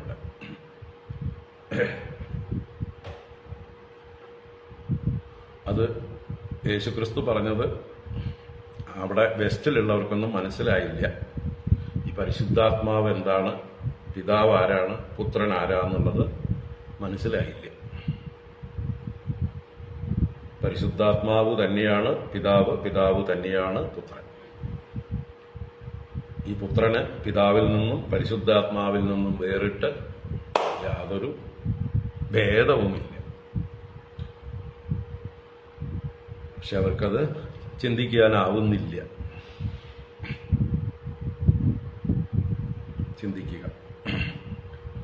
അപ്പോ ത്വത്തോസ്യ ജന്മസ്ഥിതി സംയമാൻ വിഭോ വദന്ത്യനീഹാദ ഗുണാദവിക്രിയാത് ത്വയീശ്വരേ ബ്രഹ്മണി നോ വിരുദ്ധ്യത്തെ ത്വദാശ്രയത്വാദുപചര്യത്തെ ഗുണൈഃ സത്വം ത്രിലോകസ്ഥിതയേ സ്വമായയാ ബിഭർഷി ശുക്ലം ഖലു വർണ്ണമാത്മനഃ സർഗായ രക്തം രജസോപബൃംഹിതം കൃഷ്ണം ച വർണം തമസാ ജനാത്യയേ സത്വം ത്രിലോകസ്ഥിതയേ സ്വമായയാ ബിഭർഷി ശുക്ലം ഖലു വർണ്ണമാത്മനഃ സർഗായ രക്തം രജസോപബൃംഹിതം കൃഷ്ണം ച വർണം തമസാ ജനാത്യയേ. അപ്പോ വേറെ ചിലർക്ക് അഭിപ്രായമുണ്ട്, പൗരാണികന്മാർക്ക് അഭിപ്രായമുണ്ട്, ത്രിമൂർത്തികളല്ലേ ഇതൊക്കെ ചെയ്യണത്. ബ്രഹ്മാവ് സൃഷ്ടി ചെയ്യുന്നു, വിഷ്ണു പരിപാലനം ചെയ്യുന്നു, രുദ്രൻ സംഹാരം ചെയ്യുന്നു എന്നൊക്കെയാണല്ലോ പുരാണങ്ങളിൽ പറഞ്ഞിരിക്കുന്നത്. അപ്പൊ ഇങ്ങനെ ഇവര് മൂന്നാളും പണിയില്ലാത്ത ആൾക്കാരാണോ? ഇവരല്ലേ യഥാർത്ഥത്തിൽ കർത്തൃത്വം അവർക്കല്ലേ വേണ്ടത് എന്ന് പറയുകയാണെങ്കിൽ ഇവർ മൂന്നും ഭഗവാനിൽ നിന്ന് ഭിന്നരല്ല, ഈശ്വരനിൽ നിന്ന് വേറിട്ടവരല്ല എന്ന് പറയുകയാണ് ഈ ശ്ലോകം. എന്താണ്? സഹത്വം. അങ്ങനെയുള്ള അങ്ങ്, ബ്രഹ്മം തന്നെയാണ് അങ്ങ്, അങ്ങ് തന്നെയാണ് ഈശ്വരനെന്നും വിളിക്കപ്പെടുന്നത്. ആ ഈശ്വരനിൽ നിന്ന്, അല്ലെങ്കിൽ അങ്ങ്, ആ ഈശ്വരനായ അങ്ങ് ത്രിലോകസ്ഥിതയെ, മൂന്ന് ലോകങ്ങളുടെയും പാലനത്തിനായിക്കൊണ്ട് സ്വമായയ ആത്മനഃ ശുക്ലം വർണ്ണം, സ്വമായയ അങ്ങയുടെ തന്നെ ശക്തി കൊണ്ട്, അങ്ങയുടെ മായ എന്നുള്ള ശക്തി കൊണ്ട് ആത്മനഃ ശുക്ലം വർണ്ണം, അങ്ങയുടെ തന്നെ ശുക്ലം എന്ന വർണ്ണത്തെ സ്വീകരിക്കുന്നു. ഇവിടെ ശുക്ലം എന്നുള്ളത് സത്വഗുണത്തെ സൂചിപ്പിക്കുന്നതാണ്, അല്ലാതെ ശരീരത്തിന്റെ വെളുപ്പിനെ അല്ല. അങ്ങനെയാണെങ്കിൽ ഭഗവാൻ വിഷ്ണു കറുത്ത വർണ്ണമാണ്, മേഘശ്യാമം അല്ലേ, മേഘശ്യാമനാണ്. അപ്പൊ ശരീരത്തിന്റെ വർണ്ണമല്ല ഇവിടെ സൂചിപ്പിക്കുന്നത്. ശുക്ലം വർണ്ണം എന്ന് പറഞ്ഞാൽ സത്വഗുണത്തിന്റെ വർണ്ണമാണ് ശുക്ലം. ആ ശുക്ലവർണ്ണത്തെ അഥവാ സത്വഗുണത്തെ സ്വീകരിച്ച് വിഷ്ണുവായി ഈ പ്രപഞ്ചത്തെ അങ്ങ് തന്നെ പരിപാലിക്കുന്നു. പിന്നെയോ സർഗായ രജസാ ഉപബൃംഹിതം രക്തം, സർഗായ, സർഗം സൃഷ്ടി, അപ്പൊ സൃഷ്ടിക്കായിക്കൊണ്ട് രജസാ ഉപബൃംഹിതം, രജോ ഗുണം വർദ്ധിച്ചിരിക്കുന്നത്, ഉപബൃംഹിതം എന്ന് പറഞ്ഞാൽ നല്ലതുപോലെ വർദ്ധിച്ചത്, രജസ് പ്രബലമായിരിക്കുന്ന ആ രക്തം, രക്തം എന്നുള്ളത് രജോ ഗുണത്തെ സൂചിപ്പിക്കുന്നു. അന്ന് രജോ ഗുണത്തെയും സ്വീകരിച്ചിരിക്കുന്നു, ബ്രഹ്മദേവനായി അല്ലെ സൃഷ്ടി ചെയ്യുന്നു എന്ന് പറയണം. രക്തം ചുവന്ന വർണ്ണത്തെ, അഥവാ അവിടെ വർണ്ണം എന്നുള്ളത് ഗുണത്തിൻ്റെതാണ്, രജോ ഗുണം. രജോ രാഗാത്മകം വിദ്ധി, ആ രാഗം ആണ് രജസ്, അത് ചുവപ്പാണ്. ജനാത്യയെ തമസ കൃഷ്ണം വർണ്ണം ബിഭർഷി, ജനാത്യയെ എന്ന് പറഞ്ഞാൽ എല്ലാ ജനിച്ച വസ്തുക്കളുടെയും അത്യയത്തിൽ, അത്യയം എന്ന് പറഞ്ഞാൽ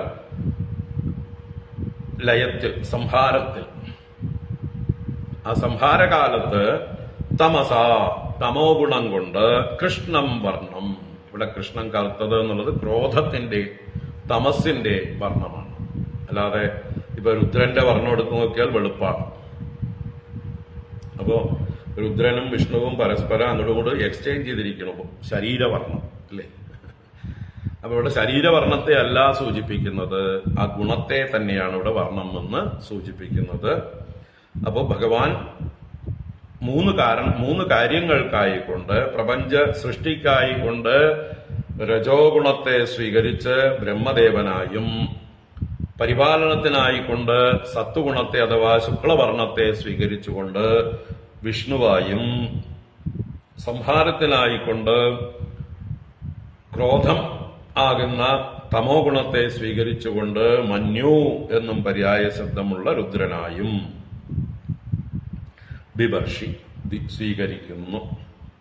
അപ്പോ മൂർത്തിത്രയമായിട്ട് ഭഗവാൻ തന്നെയാണ്, ഏകനായുള്ള ആള് തന്നെയാണ് ഇതെല്ലാം ചെയ്യുന്നത്. ഇവർക്ക് 3 പേർക്കും ഭഗവാനിൽ നിന്ന് ഭിന്നമായിട്ട് ഒരു സ്വാതന്ത്ര്യം, ഒരു ശക്തി ഇല്ല എന്ന് പറയാം. 3 പേരും ഭഗവാന്റെ 3 മുഖങ്ങളാണ്, 3 വിഭൂതികളാണ്, 3 അംശങ്ങളാണ്. 3 പേരും ചേരുമ്പോഴാണ് ജഗദീശ്വരൻ. നമ്മള് അത്രി മഹർഷിയുടെ കഥ ഓർക്കുക.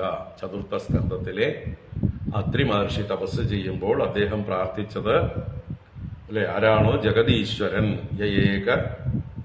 യയേവ ജഗദീശ്വര, ആരാണോ ജഗദീശ്വരൻ അയാൾ എന്നിൽ പ്രസാദിക്കട്ടെ, എനിക്ക് സന്തതികളെ നൽകട്ടെ എന്നാണ് അദ്ദേഹം അത്രി പ്രാർത്ഥിച്ചത്. അത്രി 3 കാണാത്തവൻ. അപ്പൊ ഭഗവാന്മാര് 3 രൂപത്തിൽ വന്ന് അദ്ദേഹത്തിന്റെ മുമ്പിൽ പ്രത്യക്ഷമായി. ഓർമ്മിക്കുക, ചതുർത്ഥ സ്കന്ധത്തിൽ, അല്ലെ, ചതുർത്ഥ സ്കന്ധത്തിൽ തന്നെയാണ് ഫസ്റ്റ് ചാപ്റ്റർ. ചതുർത്ഥ സ്കന്ധം 1-ാം അധ്യായത്തില് അത്രിക്ക് ഭഗവാൻ 3 രൂപത്തിൽ പ്രത്യക്ഷമാകുന്നു. ഹംസവാഹനായി ബ്രഹ്മദേവനായും, ഗരുഡവാഹനായി വിഷ്ണു ഭഗവാനായും, നന്ദിവാഹനായി രുദ്രനായും അവതരിച്ചു. 3 പേരും കൂടി മുമ്പിൽ വന്നപ്പോ അത്രി ചോദിച്ചു, അല്ല, ഞാനിപ്പോ നിങ്ങളിൽ ആരെയാ വിളിച്ചത്? ഞാൻ ഒരാളെയല്ലേ വിളിച്ചുള്ളൂ, നിങ്ങളെന്താ 3 പേരും കൂടി എഴുന്നള്ളിയിരിക്കുന്നത്? നിങ്ങളിൽ ഒരാളെ പോലും എത്ര കഠിന തപസ് ചെയ്താലും കിട്ടാൻ പ്രയാസമാണല്ലോ, അങ്ങനെയുള്ള നിങ്ങൾ ഞാൻ വിളിക്കാതെ തന്നെ വന്നിരിക്കണമല്ലോ എന്ന് ചോദിക്കുന്നുണ്ട്. നിങ്ങളിൽ 3 പേരെയും ഞാൻ വിളിച്ചിട്ടില്ല, പക്ഷെ നിങ്ങൾ സുലഭന്മാരായിട്ട് വന്നിരിക്കണം, എന്താ കാരണം എന്ന് ചോദിച്ചപ്പോ 3 പേരും കൂടി മറുപടി പറഞ്ഞു, നിങ്ങൾ വിളിച്ചത്, അത്രി വിളിച്ചത് ഞങ്ങൾ 3 പേരെയും ചേർത്തിട്ടാണ്.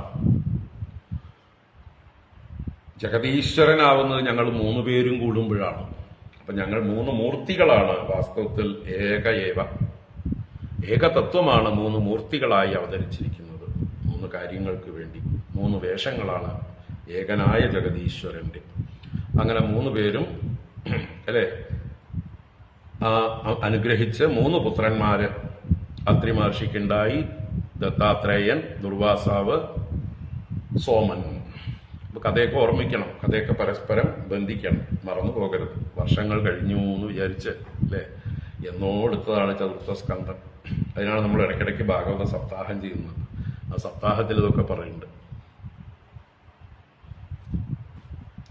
ഒരു റിവിഷനാണ് സപ്താഹം. ഡീറ്റെയിൽഡ് സ്റ്റഡിയാണ് ഇപ്പോൾ നമ്മൾ നടത്തുന്നത്. അതിനെ ഇടയ്ക്കിടയ്ക്കൊന്ന് ഓർമ്മിക്കാം.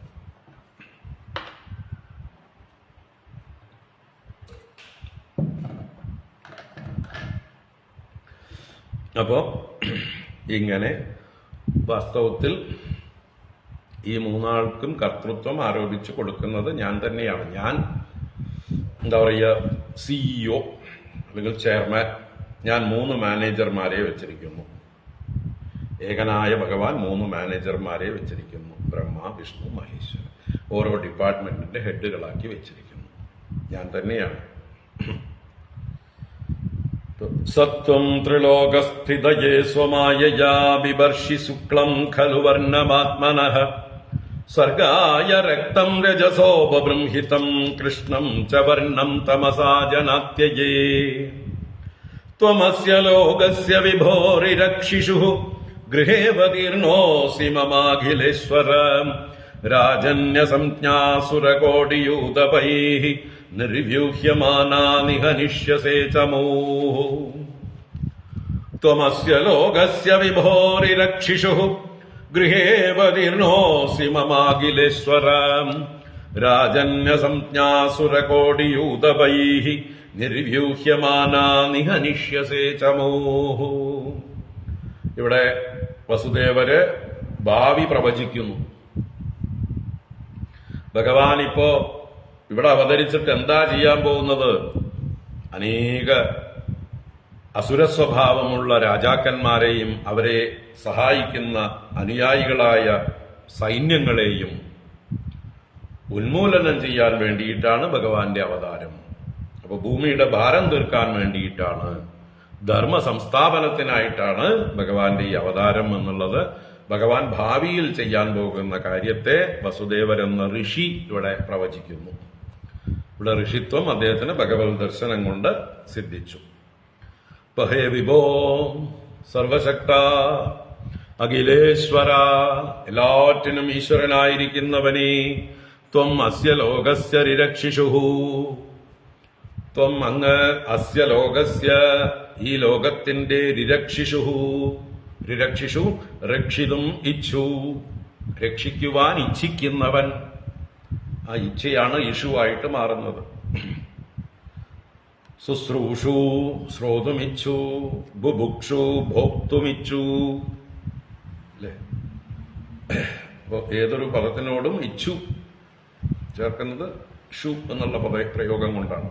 അപ്പോ അങ്ങ് അസ്യ ലോകസ്യ രിരക്ഷിഷു, അങ്ങ് ഈ ലോകത്തെ രക്ഷിക്കുവാൻ ഇച്ഛിക്കുന്നവനായിക്കൊണ്ട് മമ ഗൃഹേ അവതീർണഃ അസി, മമ ഗൃഹേ അവതീർണഃ അസി, എന്റെ ഗൃഹത്തിൽ അവതരിച്ചവനായി ഭവിക്കുന്നു. ഇപ്പൊ എന്റെ ഗൃഹത്തിൽ വന്ന് അവതരിച്ചിരിക്കുന്നത് എന്നെ മാത്രം അനുഗ്രഹിക്കാനല്ല, ഈ ലോകത്തെ മുഴുവൻ രക്ഷിക്കാനാണെന്ന് താല്പര്യം. അപ്പൊ ഇത് അങ്ങ് എന്റെ സ്വന്തമല്ല, എന്റെ മകനെന്ന് പറയാൻ പറ്റില്ല. അങ്ങയുടെ മകനാണ് ഇപ്പൊ ഞാൻ. അങ്ങയുടെ സൃഷ്ടിയാണ് ഈ ലോകം. ആ സൃഷ്ടിയാകുന്ന ലോകത്തെ രക്ഷിക്കാൻ വന്നിരിക്കുന്നു പറയുമ്പോൾ ലോകത്തെയും എന്നെയും രക്ഷിക്കാനായിക്കൊണ്ട് മമ ഗൃഹേ, ഇവിടെ ഗൃഹേ എന്ന് പറയുമ്പോൾ മമ ഭാര്യായാം എന്നർത്ഥം തന്നെയാണ്. എന്റെ ഭാര്യയായ ദേവകിയിൽ വന്ന് അവതരിച്ചിരിക്കുന്നു. രാജന്യ സംജ്ഞ അസുര കോടിയൂതപൈഃ നിർവ്യൂഹ്യമാനാഃ ചമൂഹു നിഹനിഷ്യസേ. ചമൂഹു എന്ന് പറഞ്ഞാൽ സൈന്യങ്ങളെ, നിഹനിഷ്യസേ ത്വം നിഹനിഷ്യസേ, അങ്ങ് നിതരാം ഹനിഷ്യസേ, നന്നായി ഹനിക്കാൻ പോവുകയാണ്, ഉന്മൂലനം ചെയ്യാൻ പോവുകയാണ്. ആരേ? രാജന്യ സംജ്ഞ അസുര കോടിയൂതപൈ നിർവ്യൂഹ്യമാനാഹ ചമൂഹു. രാജന്യ സംജ്ഞ, രാജന്യന്മാരെന്ന് പറഞ്ഞാൽ രാജാക്കന്മാര്, ക്ഷത്രിയന്മാര് എന്നൊക്കെ അർത്ഥം. അപ്പൊ ക്ഷത്രിയന്മാരെന്ന് സംജ്ഞ മാത്രമേ ഉള്ളൂ, പേരിന് ക്ഷത്രിയന്മാര്, വാസ്തവത്തിൽ അസുരന്മാരാണ്. അതാണ് അസുര കോടിയൂതപൈഹി. അസുര ആ പേര് മാത്രമുള്ള കോടിക്കണക്കിന് അസുരന്മാരുടെ സംഘനായകന്മാർ, യൂഥപന്മാർ, യൂഥങ്ങളുടെ പതികൾ. അപ്പൊ പലരും വലിയ വലിയ സംഘങ്ങളുടെ നായകന്മാരാണ്. ശിശുപാലനും ദന്തഭക്തനും അതുപോലെയുള്ളതായിട്ടുള്ള സാൽവനും, അല്ലെ? എത്ര ദുഷ്ടന്മാരെയാണ് ഭഗവാൻ നിഗ്രഹിക്കുന്നത്. അപ്പൊ അങ്ങനെയുള്ള രാജന്യ സംജ്ഞ മാത്രമുള്ള അസുര യൂഥപന്മാരാണ്, അസുര കോടി യൂഥപന്മാരുടെ അവരാൽ യൂഥപൈഹി നിർവ്യൂഹ്യമാന, നിർവ്യൂഹ്യമാന നിതരാം വ്യൂഹ്യമാന, അവര് നല്ലതുപോലെ വഹിച്ചു കൊണ്ടുവരികയാണ്, അവര് ചുമന്നു കൊണ്ടുവരികയാണ്. എന്തിനാ? അങ്ങയുടെ കാൽക്കൽ കൊണ്ട് സമർപ്പിക്കുക, കൊന്നോളൂ കൊന്നോളൂ എന്ന് പറയാൻ. അല്ലേ? നമ്മുടെ ജരാസന്ധൻ എത്ര പ്രാവശ്യം?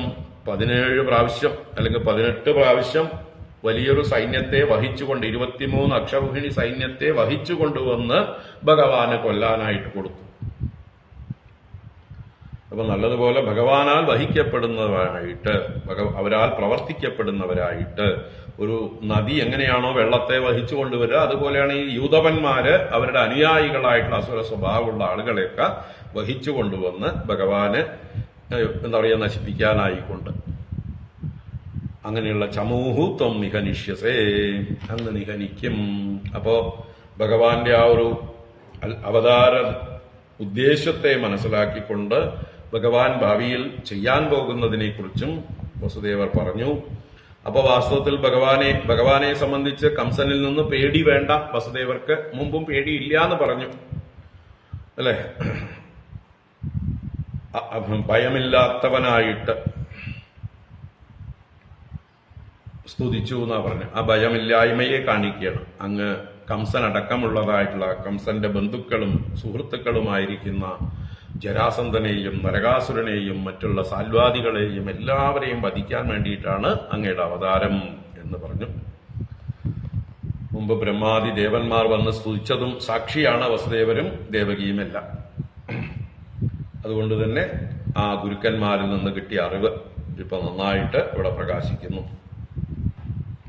അയം ത്വസഭ്യസ്തവ ജന്മനൗ ഗൃഹേ ശ്രുത്വാഗ്രജാൻ തേനവധി സുരേശ്വര സതേവതാരം പുരുഷൈ സമർപ്പിതം ശ്രുത്വാദുനൈവാഭിസരത്യുദായുധഃ. അയം ത്വസഭ്യസ്തവ ജന്മനൗ ഗൃഹേ ശ്രുത്വാഗ്രജാൻ തേനവധി സുരേശ്വര സതേവതാരം പുരുഷൈ സമർപ്പിതം ശ്രുത്വാദുനൈവാഭിസരത്യുദായുധഃ. അയം തു അസഭ്യഃ. ഈ അസഭ്യനാകട്ടെ. അവിടെ അസഭ്യൻ ആരാണ്? കംസനെ കുറിച്ചാണ്. അസഭ്യൻ എന്ന് പറഞ്ഞാൽ സഭയ്ക്ക് കൊള്ളാത്തവൻ, യോഗ്യതയില്ലാത്തവൻ, കൊള്ളരുതാത്ത പ്രവൃത്തികളൊക്കെ ചെയ്യുന്നവൻ അല്ലെ. വലിയ സഭ അഥവാ വിവാഹം കഴിഞ്ഞ ഘോഷയാത്രയിലാണ് ഏറ്റവും നീചമായ കർമ്മം ചെയ്യാൻ പുറപ്പെട്ടത്. സ്വന്തം സഹോദരിയെ മുടിക്കുത്തിന് പിടിച്ച് വാളോങ്ങി കൊല്ലാൻ പുറപ്പെട്ടത്. അപ്പൊ അയാള് സഭയ്ക്ക് യോഗ്യനാണോ? അല്ല, അസഭ്യനാണ്, ദുഷ്ടനാണ്. അങ്ങനെയുള്ള അയം, ഈ അസഭ്യനായ ഇവൻ കംസൻ നൗഗൃഹേ തവ ജന്മ ശ്രുത്വ. നൗഗൃഹേ, നൗ എന്ന് പറഞ്ഞാൽ ഞങ്ങൾ രണ്ടുപേരുടെയും, എന്റെയും ദേവകിയുടെയും ഇടയിൽ ഞങ്ങളുടെ മകനായിട്ട് തവ ജന്മ ശ്രുത്വ, അങ്ങ് ജനിക്കാൻ പോകുന്നു എന്നത് കേട്ടിട്ട്. എവിടെയാ കേട്ടത്? അശരീരി. വിവാഹവേളയില് അശരീരി ഉണ്ടായി അല്ലെ. ഇവരുടെ 8ാമത്തെ ഗർഭം നിന്റെ ഹന്താവായിരിക്കുമെന്ന് അശരീരി പറഞ്ഞു. പിന്നീട് നാരദൻ വന്ന് ഒന്നുകൂടെ വ്യക്തത കൊടുത്തു. ആരാണ് ജനിക്കുന്നത്? നിന്റെ പൂർവ്വശത്രുവായ വിഷ്ണു തന്നെയാണ് ജനിക്കാൻ പോകുന്നത് എന്നും കൂടി വ്യക്തത കൊടുത്തു. അപ്പൊ അങ്ങനെ അറിഞ്ഞു, വ്യക്തമായിട്ടുള്ള അറിവുണ്ട്. തന്റെ പൂർവ്വശത്രുവായ വിഷ്ണു ഈ വസുദേവനും ദേവകിക്കും പുത്രനായിട്ട് ജനിക്കും എന്നറിഞ്ഞിട്ട്, അതറിഞ്ഞിട്ട് എന്ത് ചെയ്തു? ജന്മശ്രുത്വ, ഹേ സുരേശ്വര, അല്ലയോ ദേവന്മാരെ പോലും നിയന്ത്രിക്കുന്ന ഭഗവാനെ, തേ അഗ്രജാന്യവധീത്. തേ അഗ്രജാൻ, അങ്ങേക്ക് മുമ്പേ ജനിച്ചവരെ, അങ്ങയുടെ ജ്യേഷ്ഠന്മാരായ 6 പേരെ ന്യവധീത്, വധിച്ചു കളഞ്ഞു. കീർത്തിമാൻ മുതലായിട്ടുള്ള 6 പേരെ ഈ ദുഷ്ടൻ വധിച്ചു കളഞ്ഞു. ഇനിയും ഇതാ അവൻ വരും. ജാഗ്രത, ഭഗവാനെ ജാഗ്രതപ്പെടുത്തുകയാണ് ഒരു ഭൃത്യൻ എന്നുള്ള നിലയ്ക്ക് വസുദേവർ ചെയ്യുന്നത്. അതാണ് സഹ പുരുഷൈഹി സമർപ്പിതം തേ അവതാരം ശ്രുത്വ.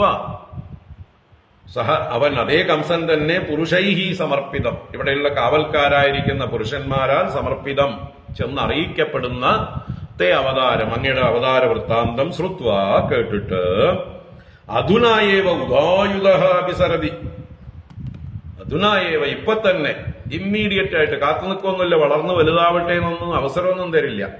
ജനിച്ച ഉടനെ, അങ്ങ് ജനിച്ചു എന്നറിഞ്ഞാൽ തന്നെ അധുനായേവ ഉദായുധ, ആയുധവും ഉയർത്തിപ്പിടിച്ചവനായിട്ട് അഭിസരതി, പാഞ്ഞു വരും, ഓടി വരും.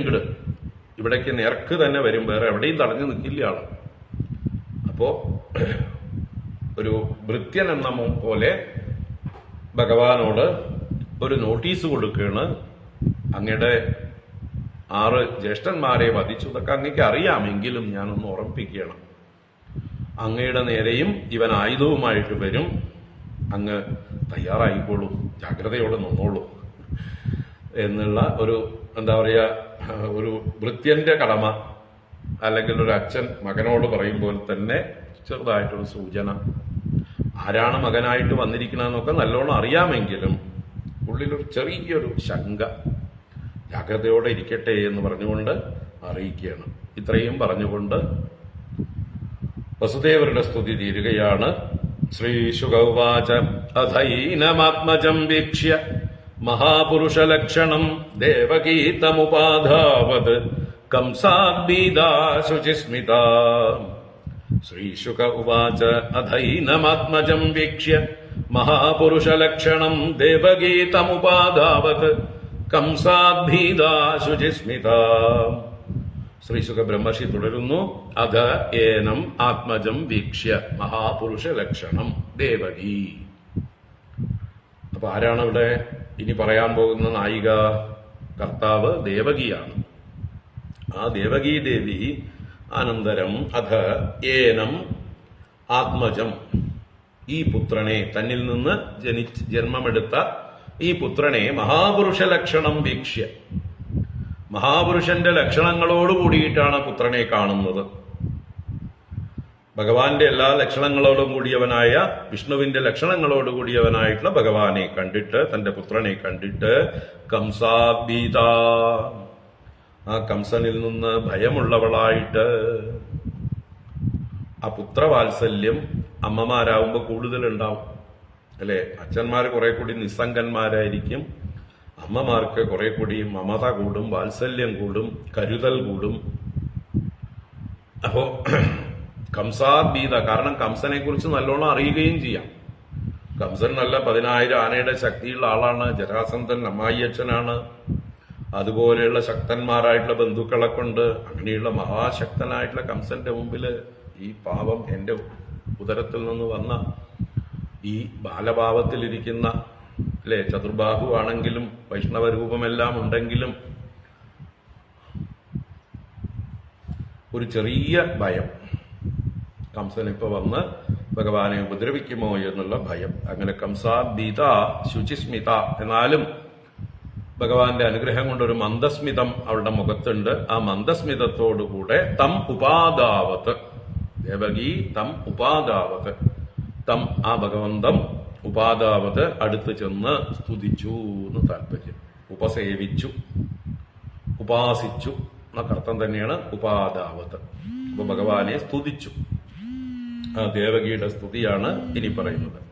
ദേവക്യുവാച രൂപം യത്തത് പ്രാഹുരവ്യക്തമാദ്യം ബ്രഹ്മജ്യോതിർനിർഗുണം നിർവികാരം സത്താമാത്രം നിർവിശേഷം നിരീഹം സത്വം സാക്ഷാത് വിഷ്ണുരധ്യാത്മദീപഃ. ദേവക്യുവാച രൂപം യത്തത് പ്രാഹുരവ്യക്തമാദ്യം ബ്രഹ്മജ്യോതിർനിർഗുണം നിർവികാരം സത്താമാത്രം നിർവിശേഷം നിരീഹം സത്വം സാക്ഷാത് വിഷ്ണുരധ്യാത്മദീപഃ. അപ്പോ ദേവകിക്കും ഭഗവാനെ കുറിച്ചിട്ടുള്ള അറിവുണ്ട് ഇവിടെ. ആ അറിവോട് കൂടിയിട്ടാണ് സ്തുതിക്കുന്നത്. എന്തൊക്കെയാ ഭഗവാനെ കുറിച്ച് പറയുന്നത്? സത്വം സാക്ഷാത് വിഷ്ണു ഒക്കെ പറയുന്നുണ്ട്. ആ അങ്ങ് സാക്ഷാൽ വിഷ്ണു തന്നെയാണ്. അപ്പോ എന്താണ് വിഷ്ണുവിന്റെ സ്വരൂപം? ആ വിഷ്ണുവിന്റെ സ്വരൂപമാണ് ബാക്കി പദങ്ങളൊക്കെ. എന്താണ് ഭഗവാന്റെ രൂപം? അവ്യക്തം, ആദ്യം, ബ്രഹ്മ, ജ്യോതി, നിർഗുണം, നിർവികാരം, സത്താമാത്രം, നിർവിശേഷം, നിരീഹം. ഇതൊക്കെയാണ് യത്തത് രൂപം പ്രാഹു. ഏതേത് രൂപമാണെന്ന് അങ്ങയെക്കുറിച്ച് പ്രാഹു, പ്രാഹു എന്ന് പറഞ്ഞാല് ഋഷികൾ പറഞ്ഞിരിക്കുന്നു. ഋഷീശ്വരന്മാർ ഉപനിഷത്തുക്കളിൽ വേദങ്ങളിൽ ഒക്കെ പ്രഖ്യാപിച്ചിരിക്കുന്നു അങ്ങയുടെ സ്വരൂപത്തെക്കുറിച്ച്.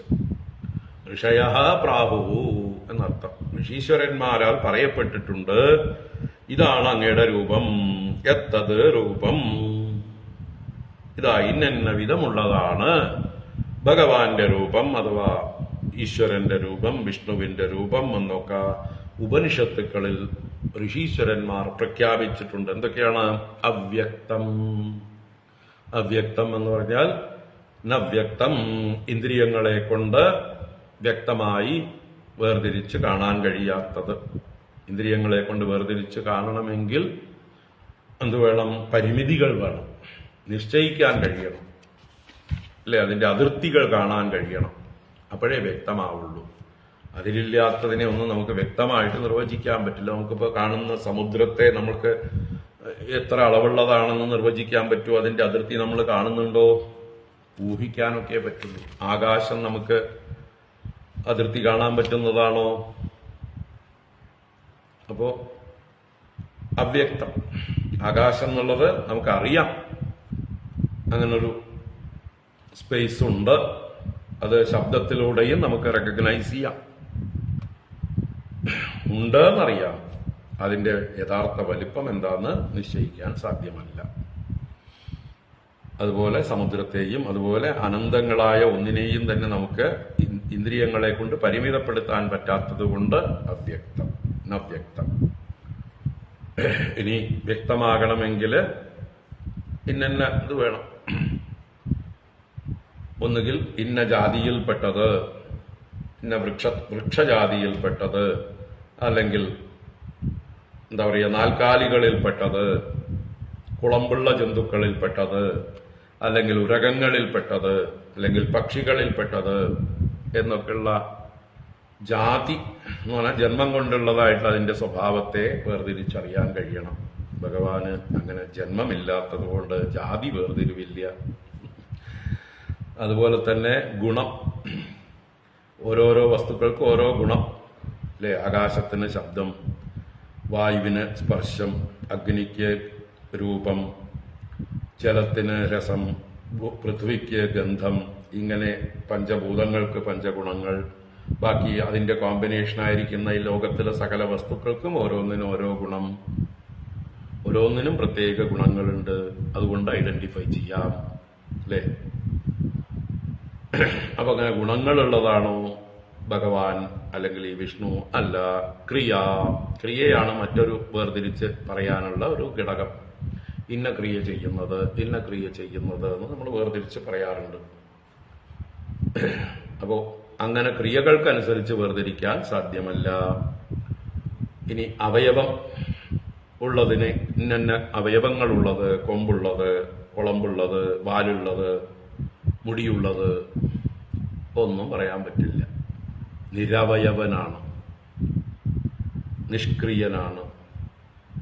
അപ്പൊ ഈ പറഞ്ഞതൊക്കെ ഉപനിഷത്തുക്കൾ നിഷേധിച്ചിരിക്കുന്നു. ഇതൊന്നും സത്യത്തിൽ ഭഗവാനിൽ ഇല്ല. അപ്പോ അവ്യക്തം, ആദ്യം, എല്ലാറ്റിനും മുമ്പേ ഉള്ളവനാണ്, ആദി കാരണമാണ്. ഈ കാണുന്നതെല്ലാം സെക്കൻഡ് ഉണ്ടായതാണ്. ആദ്യമുള്ളത് ഭഗവാൻ തന്നെയാണ്. ആദ്യം ബ്രഹ്മ, എല്ലായിടത്തും വ്യാപിച്ചിരിക്കുന്നത്, എല്ലാറ്റിനെയും ഉൾക്കൊള്ളുന്നത്, ഏറ്റവും വലുത് ബ്രഹ്മ. അതുപോലെ തന്നെ ജ്യോതി, ജ്യോതി സ്വയം ജ്യോതി, സ്വയം പ്രകാശമുള്ളത്. തമേവ ബാന്ധം അനുഭാതി സർവം തസ്യ ഭാസാ സർവമിതം വിഭാതി. അപ്പൊ എല്ലാറ്റിനും പ്രകാശം കൊടുക്കുന്നത് സ്വപ്രകാശമുള്ള ഇവൻ, ഈ തത്വം മാത്രമാണ്. സ്വയം പ്രകാശം. അതിന് കാരണമായിട്ട് വേറൊരാളില്ല, മറ്റൊന്നിന്റെ റിഫ്ലക്ഷൻ അല്ല. സ്വയം ഉണ്ട് ഉണ്ട് ഉണ്ട് എന്ന് എപ്പോഴും പ്രകാശിച്ചുകൊണ്ടേയിരിക്കുന്നുണ്ട്. നമ്മുടെ ഓരോരുത്തരുടെയും ഉള്ളില് ഞാനുണ്ട് ഞാനുണ്ട് ഞാനുണ്ട് എന്നൊരു ബോധമുണ്ട്, അല്ലേ? ആ ബോധം ആരുടേതാണ്? അത് ഇതിന്റെ പ്രകാശമാണ്, ആത്മാവിന്റെ പ്രകാശമാണ്. അപ്പോ ജ്യോതി നിർഗുണം, പ്രകൃതിയിലെ ഗുണങ്ങളൊന്നും ബാധിക്കാത്തത്. സത്വം, രജസ്, തമസ് എന്നുള്ള ഗുണങ്ങളൊക്കെ സൃഷ്ടിയിലാണുള്ളത്. സൃഷ്ടിക്ക് കാരണഭൂതനായ അദ്ദേഹത്തില് ഈ ഗുണങ്ങളൊക്കെ മാറി നിൽക്കുന്നു. പ്രകൃതി ഗുണരഹിതനാണ്. നിർവികാരം, വികാരരഹിതനാണ്. വികൃതി അഥവാ മാറ്റങ്ങൾ ബാധിക്കുന്നവനല്ല.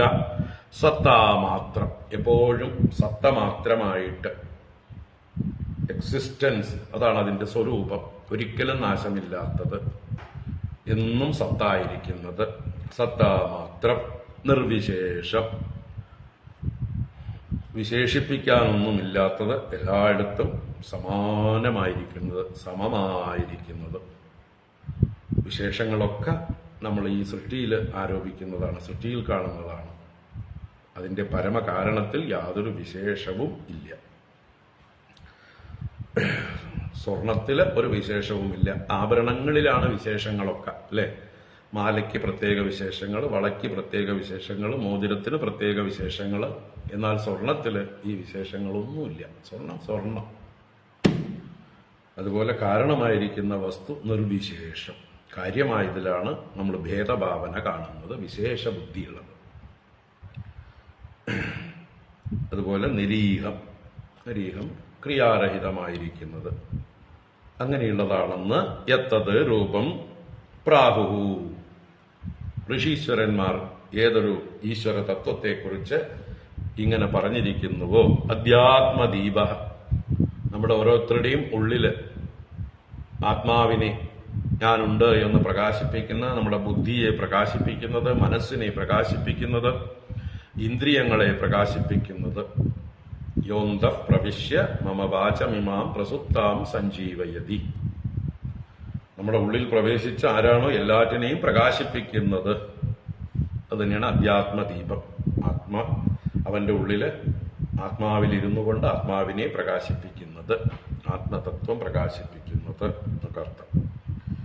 സാക്ഷാത് സഹ വിഷ്ണുഹൂത്വം, അങ്ങനെ എല്ലായിടത്തും നിറഞ്ഞിരിക്കുന്ന ആ തത്വമാകുന്നു അങ്ങ്.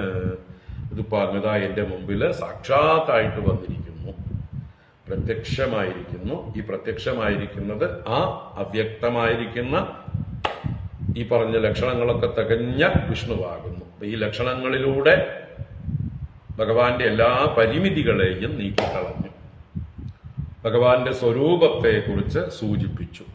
ഇത് സ്വരൂപ ലക്ഷണമാണ്. വേദങ്ങളിൽ പറഞ്ഞിട്ടുള്ള ബ്രഹ്മത്തിന്റെ സ്വരൂപം എന്താണോ അത് തന്നെയാണ് ഇവിടെ ദേവകിയും പറഞ്ഞത്. എന്തൊക്കെ നമ്മൾ കണ്ടീഷൻ ചെയ്യാൻ സാധ്യതയുണ്ടോ ആ കണ്ടീഷനിങ് ഒക്കെ മാറ്റാനാണ് ഈ പദങ്ങളൊക്കെ. ബ്രഹ്മത്തിനെ ഏതൊക്കെ രീതിയിൽ നമ്മൾ ലിമിറ്റ് ചെയ്യുക, കണ്ടീഷനിങ് എന്ന് പറഞ്ഞാൽ ലിമിറ്റിംഗ് ആണ്.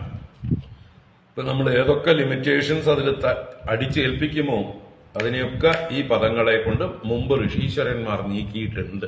അത് തന്നെ ദേവകിയും എടുത്തു പറയുന്നു. അങ്ങ് ഈ പരിമിതികളൊന്നുമില്ലാത്തവനാണ്. ഇപ്പതാ എന്റെ മുമ്പിൽ എനിക്ക് പുത്രനായ ഭാവത്തിൽ അവതരിച്ചിരിക്കുന്നു. ഇനി ഈ പ്രപഞ്ചമെല്ലാം ഇല്ലാതായാലും ശേഷിക്കുന്നവനാണ് അങ്ങ്. അങ്ങനെയുള്ള അങ്ങയ്ക്ക് നാശമുണ്ടോ? നാശമില്ലാത്ത അങ്ങയെക്കുറിച്ച് ഭയപ്പെടേണ്ടതുണ്ടോ? കംസനിൽ നിന്ന് ഭയപ്പെടേണ്ടതുണ്ടോ? കംസനെ നശിപ്പിക്കാൻ പറ്റുന്ന വസ്തുവാണോ? അല്ല എന്ന് ആ ഉള്ള ബോധം സ്വയം ഉണ്ടാകുന്നു. ഉള്ളിൽ ഭയം ഉണ്ടെങ്കിലും ഇവിടെ ഭഗവാന്റെ തത്വം ഇന്നതാണെന്ന് പറയുന്നു. എന്ന് വെച്ചാൽ നല്ല ഉറപ്പില്ല. നമ്മളെ പോലെ നമുക്ക് ഈശ്വരന്റെ തത്വം കുറെയൊക്കെ അറിയാം, എന്നാലോ ഒട്ടും ഉറപ്പുമില്ലേനും പിന്നെയും സംശയിക്കും. അപ്പൊ ആ ഒരവസ്ഥയാണ് ഇവിടെ ദേവകി. ഇത് പറഞ്ഞ് ദേവകിക്ക് ഉറപ്പ് വരണം. ഇപ്പൊ ദേവകിക്ക് പുത്രഭാവമുണ്ട്, ഈശ്വരഭാവമുണ്ട്. രണ്ടും കലർന്നിട്ടുള്ളത് കൊണ്ടാണ് ഈ ഭയം. ആ ഈശ്വരഭാവം കൊണ്ട് തന്റെ പുത്രൻ എന്നുള്ളതായിട്ടുള്ള ആ ഭാവത്തെ ജയിക്കുകയാണ് വേണ്ടത്. അതിനാണ് ഭഗവാൻ അവർക്ക് മകനായി ജനിച്ച് കുറേ ലീലകൾ ചെയ്ത് ആ ലീലകളിലൂടെ ബോധ്യപ്പെടുത്തി കൊടുക്കുകയാണ്. കൃഷ്ണസ്തു ഭഗവാൻ സ്വയം എന്ന്. അപ്പൊ ഇപ്പോ ഉറച്ചിട്ടില്ല, ഭാവിയിൽ ഉറയ്ക്കും, കുറേ കഴിയുമ്പോൾ ഉറയ്ക്കും. എപ്പോഴാ ഉറയ്ക്കുന്നത് കൂടുതലായിട്ട് വെച്ചാല് ഈ മരിച്ച 6 മക്കളെയും ദേവകിക്ക് ഭഗവാൻ തിരിച്ചു കൊണ്ടുവന്ന് കൊടുക്കും, കുറച്ച് നേരത്തേക്ക് ലാളിക്കാനായിട്ട്. മഹാബലിയുടെ പുത്രന്മാരായി സുതലത്തിലുണ്ടായിരുന്ന 6 പുത്രന്മാരെ കാണണം. എവിടെയാണുള്ളതെന്നും ദേവകിക്കറിയില്ല. ദേവകി പറയുന്നത്, എനിക്ക് എന്റെ മരിച്ചുപോയ 6 കുട്ടികളെ ഒന്ന് കണ്ടാൽ എന്റെ മനസ്സിന് ശാന്തി ഉണ്ടാവും, ഒന്ന് സാധിച്ചു തരണം, അങ്ങ് സാന്ദീപനിയുടെ പുത്രനെ തിരിച്ചു കൊണ്ടുവന്ന ആളല്ലേ എന്ന് പറഞ്ഞിട്ട് ഭഗവാനോട് അപേക്ഷിച്ചു. അപ്പൊ ഭഗവാൻ നേരെ സുതലത്തിൽ ചെന്ന് മഹാബലിയുടെ 6 കുട്ടികളെ, അത് ഭഗവാന്റെ ജ്യേഷ്ഠന്മാരായി ജനിച്ച് കംസനാൽ കൊല്ലപ്പെട്ട് വീണ്ടും ജനിച്ചവരാണ്, അപ്പൊ അവരെ തിരിച്ചു കൊണ്ടുവന്ന് അമ്മയ്ക്ക് ലാളിക്കാനും മുല കൊടുക്കാനും ഒക്കെ കൊടുത്തു. അങ്ങനെ ആ അമ്മ വയസ്സുകാലത്ത് ഈ 6 കുട്ടികളെയും കണ്ട് അവർക്ക് മരണമില്ല എന്നുള്ളത് തിരിച്ചറിഞ്ഞ് ന ജായതേ നോ മ്രിയതേവാ കഥാചിത് നായം ഭൂത്വാ ഭവിതാവാന ഭൂയഃ അജോ നിത്യ ശാശ്വതോയം പുരാണഃ ന ഹന്യതേ ഹന്യമാനേ ശരീരേ എന്നുള്ള ആ ഭഗവാൻ ഗീതയിലൂടെ ഉപദേശിച്ച തത്വം ദേവകി സാക്ഷാത്കരിക്കുന്നു. അപ്പോഴേ പരിപൂർണമായിട്ട് ഭഗവാൻ തന്റെ പുത്രനല്ല, യഥാർത്ഥത്തിൽ ഭഗവാൻ ആര് എന്നുള്ളതായിട്ടുള്ള ആ ഒരു ജ്ഞാനം ദേവകിയെ പൂർണ്ണമായിട്ട് അനുഗ്രഹിക്കുന്നത്. അതുവരേക്കും ദേവകിക്ക് പുത്രഭാവവും ഈശ്വരഭാവവും മാറി മാറി മറിയും. അപ്പൊ അതാണ് ഇവിടുത്തെ സ്തുതിയിൽ സൂചിപ്പിക്കുന്നത്. നമുക്ക് ശ്ലോകം ചൊല്ലി നിർത്താം. നഷ്ടേ ലോകേ ദ്വിപരാർദ്ധാവസാനേ മഹാഭൂതേഷ്വാദിഭൂതം ഗതേഷു വ്യക്തേ അവ്യക്തം കാലവേഗേന ജാതേ ഭവാനേക ശിഷ്യതേ അശേഷ സംജ്ഞഃ. നഷ്ടേ ലോകേ ദ്വിപരാർദ്ധാവസാനേ മഹാഭൂതേഷ്വാദിഭൂതം ഗതേഷു വ്യക്തേ അവ്യക്തം കാലവേഗേന ജാതേ ഭവാനേക ശിഷ്യതേ അശേഷ സംജ്ഞഃ. നമുക്ക് വൈകിട്ട് കാണാം. വൈകിട്ട് 6:30 നോക്കാം. 6:30 to 8 മണി. എല്ലാവരും തയ്യാറായി വന്നോളൂ. ഇത് വളരെ ചെറിയ സ്തുതിയാണ്. ആശയം വളരെ സിമ്പിളാണ്, വ്യക്തമാണ്. വസുദേവരുടെ സ്തുതി പോലെ അത്രയും ഗഹനമല്ല, സിമ്പിളാണ്. അത് കണ്ടിട്ട് ബാക്കി ഭഗവാന്റെ മറുപടി, പിന്നെ വസുദേവർ ഭഗവാനെ നന്ദഗോപഗൃഹത്തിലേക്ക് കൊണ്ടുപോകുന്നത്, അതൊക്കെ നമുക്ക് വൈകുന്നേരം എത്രത്തോളം എത്താൻ പറ്റും അത്രയും എത്താം. ബാക്കി നാളെ കാണാം. ഓം കായേന വാചാ മനസേന്ദ്രിയൈർവാ ബുദ്ധ്യാത്മനാ വാ പ്രകൃതേ സ്വഭാവാത് കരോമി യദ്യത് സകലം പരസ്മൈ നാരായണായേതി സമർപ്പയാമി. ഓം ശാന്തി ശാന്തി ശാന്തി. ഹരി ഓം ശ്രീ ഗുരുഭ്യോ നമഃ. ഹരി ഓം.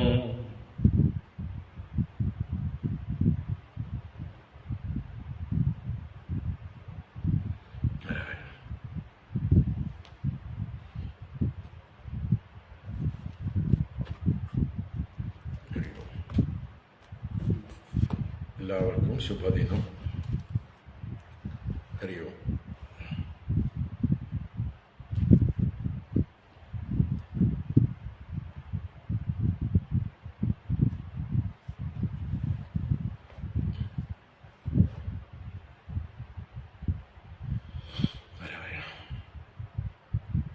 ശരി.